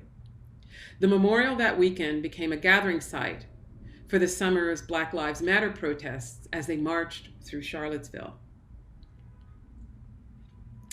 The memorial for enslaved laborers at UVA came into fruition through a collective desire to face the past. Another community made visible through this collective reckoning was a group claiming kinship with the enslaved community. And here we see the reunion of the descendants with their ancestors who lived, worked, and died on the grounds of UVA. That connection between descendants and ancestors, those Black neighborhoods and communities in Charlottesville and the university, is the beginning, not only of remembrance, but also accountability, to reckon with the truths, including those horrible cruelties, as the Gibbons quote on the timeline describes. It becomes the site, as Ezra mentioned, of transitional justice. Thank you. Thank you so much, Mabel, for your lecture and for calling our attention to memorial sites today. So thank you, Mabel. Thank you, Ezra and Eyal, for this panel. I think that I put it under mainly pain and resilience title, but you have touched a lot about surfaces, about the question of invisible and even ephemerality as part of studying stories and traces of human activities in the city. I would like maybe to start with asking Lynn if there is any question to one of the panelists, and then we can also open the discussion between the all panelists here, all the speakers of this day. Lynn? Yes, we do have a few questions. So the first one is for Ezra. Thank you for that very clear and concise history of transitional justice. Based on your research, I wonder, how do we rethink the cemetery? It seems that they are no longer passive spaces, but should be active within the idea of cities. Whether the ideas of public, private, or state-run spaces are inadequate notions to designate cemetery. I recall in Chinese tradition a designated day of the year where families will visit graves of their ancestors, clean the tombstone, remove the weeds that have overgrown. These actions remind me that the cemetery is no longer a distant state-operated space, but part of the active private space of the families who come to inhabit it annually. Not just come to view and pause to remember, but a continual upkeep. Yeah, thank you for that question. I mean, I think I agree with the general sense of the question, in the sense that cemeteries can be turned into active and living spaces to do much more than what they do now. But I would also like to ask the question, maybe extend the question and ask, why and how do some cemeteries become passive spaces and dead spaces? And in the case that I'm looking, for instance, that happened not only because of the war and the genocide and so on, but also because of international law after World War I that partitioned the Muslim and non-Muslim populations into Europe and Anatolia. So both in Europe and Anatolia, many cemeteries became dead spaces because the relatives who would visit them were partitioned and deported. So today, for instance, if you go to a remaining cemetery of Greek or Armenian cemetery that happened to remain, people would immediately assume that you're coming out of Turkey, you're a survivor from those times, or you're the, children of a survivor. So, I mean, the cemeteries have been turned into deadly spaces because of international law and because of wars and so on. So I think it would be good to also come to terms with how state and international law violence have turned cemeteries into deadly spaces. And by cemetery or by commemoration, I think they don't need to be only in the cemetery. By transitional justice memorials that Mabel was showing, that's a cemetery in one sense, but it is also a space for performance, for museum, for education, for accountability, for reparation. They tell the victim's story rather than the victor's propaganda. So we can definitely think of both private and public. I wouldn't think that privatization of cemeteries is that much of a progressive act in the name of accountability and transitional justice. I think turning them into spaces of reparation, spaces of telling victim story would be more, would be making them much more active. We have another question for Mabel. Besides its symbolic connection to Afro-American circular dance practices, the monument, which is indeed not only beautiful, but also shows a non-destructive way to decolonize history, does resemble in form and size the Native American monumental stone circles, the medicine wheels. That typological reference part of the design rationale. Yeah, thank you for that question. I think the use of the circle for us really initially was about gathering. I mean, exactly that last image of the descendants gathered together, and this idea of trying to complete something or define something that was so undefinable, purposefully so, was very important. And the ring shout, was something, that sort of embodied that tradition, that also, then connected to the continuation of, let's say, West African cultural practices in places like the Sea Island region in South Carolina. And so making some of those references, we were looking at the paintings of Alma Thomas, which are very abstract, but there was one in particular that was a circle with multiple painted marks. So this idea of, like how circular spaces could gather. And at one point we just realized, yes, I mean, it's appropriate that the circle connects, remarks, and redefines the kind of Platonic form of the rotunda. And so they're both exactly at that same circumference, so that doubling also serves as a way of redefining that meaning in that form. Thank you. So here's a comment on I.O. Weitzman. Okay, let me see if I can synthesize this. I'm reminded on the work you did for the family of Pavios Fisas, when you reconstructed a timeline based on several separate and unrelated sources of surveillance cams. Your team was able to stitch together a coherent series of events that showed how and why Fisas was killed. Something that the state-run institutions and policing was unable or unwilling to do. If these surveillance cams were effectively stored in the electronic cloud, it seems that your metaphor extends to the electronic sphere where information or disinformation are weaponized for truth or fiction, which is even more insidious. There's not really a question, it's more of a comment about your work. Yeah, I very much appreciate it. And indeed, that it was one of the cases where we presented in court. But in a sense, this presentation is Christina Vervia the researcher that actually ran that investigation says it exposes a certain paradox in law, in which for us, a piece of evidence is meaningful if it can interlock with other.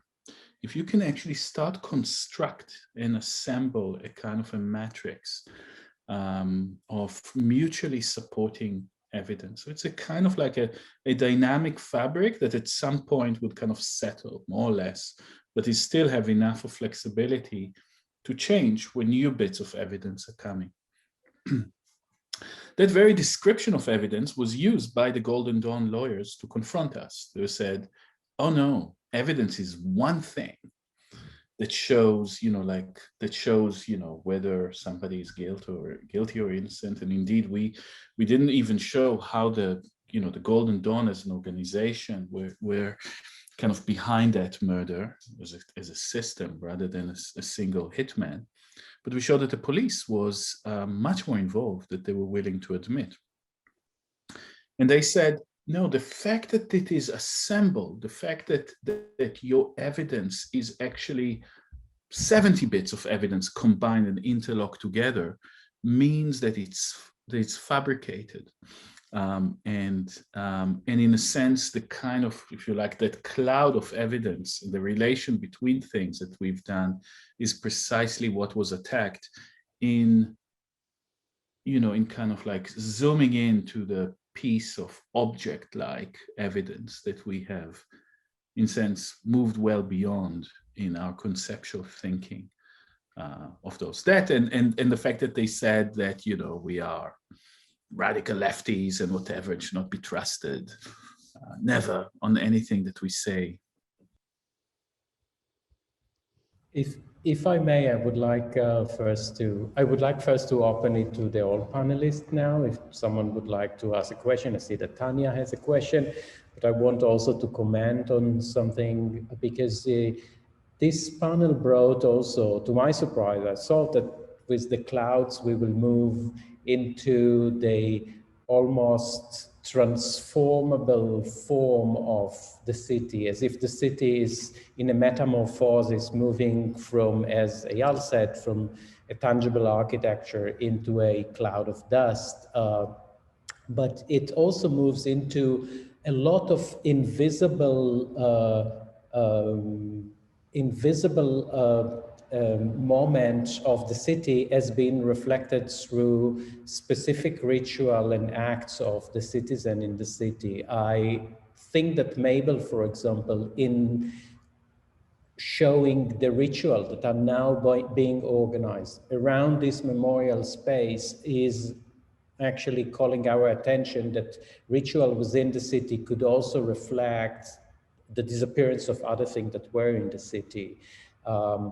Working on the Palestinian landscape in the last few years, the specific ritual, as you know, Eyal, in Lifta, when Palestinians are coming there to pray in the mosque, which is not anymore a mosque, is enlivening back the architectural presence of the mosque on the field where the mosque used to be. So I'm thinking in all this moment, from cemeteries and disappearance, from ritual that actually keeping the memory of something that disappeared and was concealed and buried, up to the question of the cloud, into another levels of reading cities and its histories.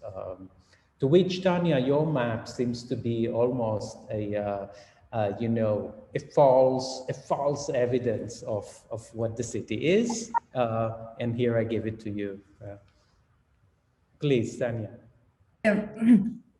There is no false evidence. And as you know, my husband had this Kollegforschergruppe on evidence, build evidence, which is intranslatable into English, because evidence in German means, okay, I don't go into that. My question was about the rhetoric, it's to Eyal Weizmann, the rhetoric on your own display. I mean, it's tempting to see the whole threat of those gases and so forth. But I was really interested in how you were using films, cartography, and so forth to give evidence to your argument. It's not a critique at all. I'm just interested in how one does it today, because in any case, we believe in a certain display of data. And therefore, I would like to know how you deal with that.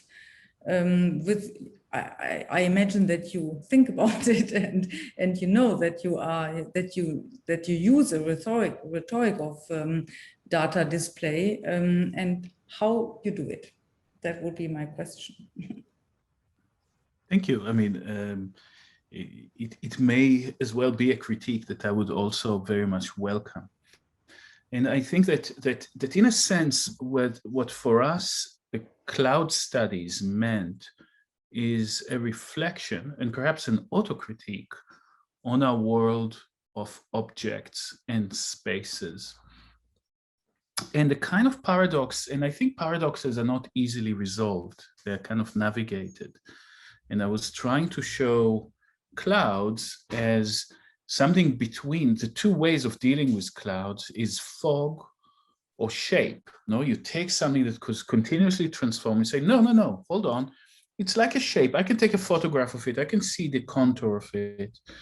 And another point say, that's a condition of fog, which is both political and experiential. Now you need to hold those two thoughts in the head at the same time. But you need also, and you need both. And the kind of way in which we mobilize, a kind of, let's say, our method is another way of kind of paradox between using aesthetic techniques and scientific one and bringing them together. And to a certain extent, I don't want to map it directly on fog and shape, but it resonates within this dichotomy also. Now, the thing is not to confront the way in which science is used by state, by saying we abandon that field, we're going to respond with, emotion, or we're going to respond in the way that the Romantics did, in a way of saying there's something which is beyond reason, there's something that is sublime, or something that we could not ever know or describe. But holding those two things at the same time. So, what is gained by that? If you look at the way a city is segregated, the way apartheid operates on the ground, Jerusalem, any other kind of, settler colonial state, you can see the hard borders of division. Now, look at it in the air, and you would see, indeed, environmental racism means that the polluting industry is going on that particular side, and other kind of purification of air and city, all sort of like environmental regulation, more operating in the other side. But the air present another kind of territoriality. Now, what happens if you think that ephemeral territoriality in relation to the hard territoriality on the ground? What happens in the places where they don't fully match? Sometimes you have a potential for activism. For example, in Chile, in our work, it was actually mobilizing the kind of middle-class resident of this rather, wealthy part of the city, who themselves breathed tear gas in order to stop the tear gassing of activists and indigenous groups in the area. Sometimes you say, okay, that strategy is wrong. You don't want to go there, but you want to think about what happens precisely in the territoriality of aerial apartheid and the ground one, and where you have a potential actually by conceptually thinking that it's not really simply about kind of like science, like if you to think about clouds study as the way in which we kind of unravel the bombing of Gaza is not only the science of that. You need to understand art history. You need to kind of think about urbanism differently. So it's this kind of conceptual mobilization of these categories that is where it's challenging and interesting for us. But we definitely do not abandon science as contaminated by politics to the extent in which we should not use it anymore. Thank you, Eyal. I think Nicholas is having a question as well, and Mabel. Yeah, thank you for these fantastic and very inspiring talks. I have a question concerning the roundabouts. I was fascinated by the images you showed of the roundabouts. Because roundabouts are basically invented to make traffic flows more manageable and to avoid collisions, of course, which is an interesting thing when it comes to the use of curfews and roundabouts for demonstrations and protests. And I know from our research that we did at Harvard on city furniture that the New York Police Department, as soon as this form of city improvement through benches and hedges and little ice cream stands was implemented on formerly open New York squares or streets, that there was a tactical plan how to deal with uprise demonstrations in these spaces where police has a hard time to drive behind protesters with cars and other engines. So there is basically to every little change in the city design a reaction by city authorities and then law enforcement. And my question is, do you know of any official reaction by, for example, the Dubai regime or by the Egyptian government on the fact that protest groups are moving apparently differently on roundabouts than on classical intersections? Is there any anything you know about this? So as we speak right now, Nicholas, Quickly. as we speak right now, the Egyptian authorities are destroying the roundabout in Tahrir, exorcising, the possibility of protests there, as in Manama that has been crashed. Throughout Saudi Arabia, roundabouts are being removed as a kind of strange, ghostly potential for the kind of acupuncture activism that puts pressure on one point, that puts the city under siege by mobilizing kind of like a strategic moment in traffic. So that's a kind of an interesting way. Sorry to kind of self-reference, but I'll send you a PDF of my book on the political history of the roundabout, which kind of shows how it moved between sort of strange liberalism to authoritarianism, etc. If you're interested, it's very short. Very much. Yeah, could also be an interesting aspect for her investigation here in space. Sorry, Nicholas, we are trying to fit into the time, and we have another question of Mabel coming, but I'm sure that you and Eyal could speak more about a roundabout and the democratic movement within the roundabout, which is quite interesting. Mabel, last question for the evening. Yeah, I wasn't sure we had enough time, and maybe this is a question for both Ezra and Eyal. My interest, I part of a collective practicing refusal, and I just did a workshop on the question of enclosure. So this is why I've been thinking about this a lot, but also enclosure as a problem of form, right? And enclosure is something that gives definition, right? So the logic of apartheid was exactly enclosing people into territories, but it's not permanent, right? It's a process of sort of holding people for a moment. It's the prison, it's the ghetto, it's the favela, it's right. And so it's a way of defining the territory where, the necropower or the necropolitics, right, produces those conditions that diminish. And, just thinking about what Ezra proposed about transitional justice, how do we think that not just spatially, but also temporally?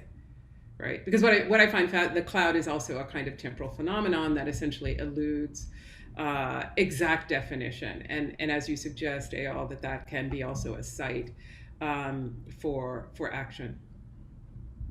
Ezra, you start?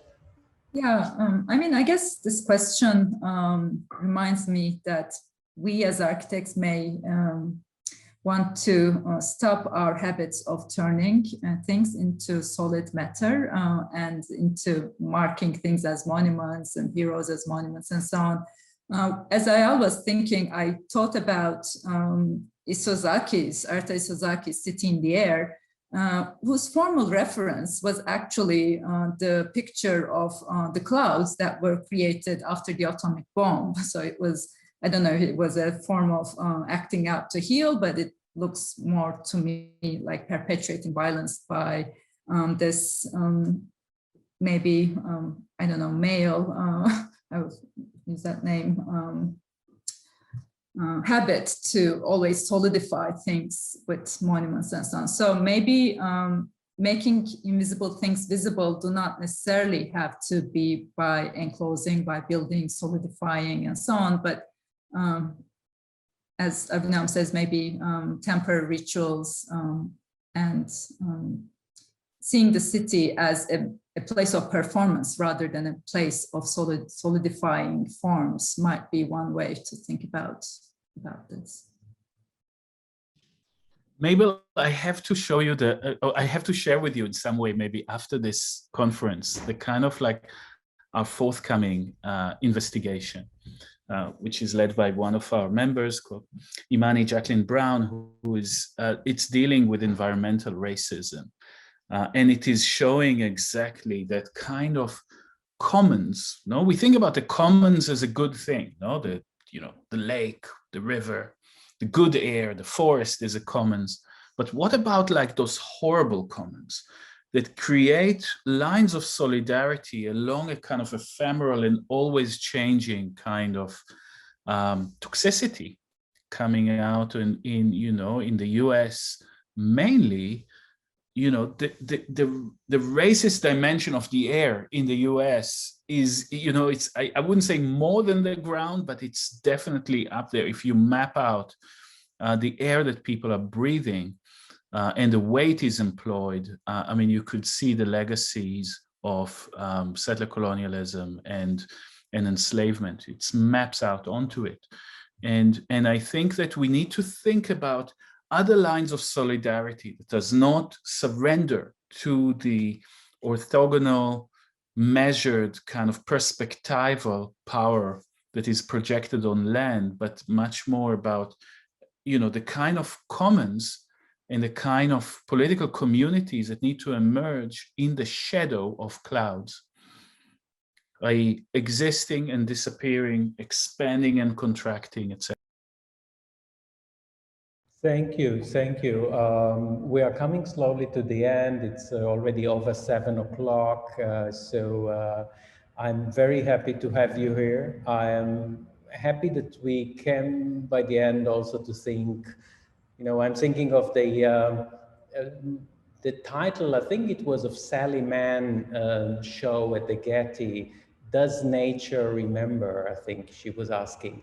And I'm asking if, does the air remember? Does the earth remember? Stones and bricks remember? And so it seems that we came to, without saying what the answer is, I think the lectures show a traces of memory in the city that's actually just asking to be read. It was a great pleasure to have you here. So thank you, Nick. Thank you, Mabel, Ezra, Eyal, Tanya, Dario. And I hope that I haven't missed someone from the panelists. I have the feeling that I did. And Lynn, thank you so much for moderating. And I see that Elizabeth Rodini is also with us. Thank you, Elizabeth. And I would like also to call your attention to the next event in the series of the city that tomorrow Elizabeth Rodini is going to present to us on reading the city, in which several writers will read about their experience in the city, their urban experience in the city. Thank you so much and have a good evening. I thank you all and buonasera from Rome. Thank you. Bye-bye. Thank you. Ciao, buonasera. Bye. Thank you.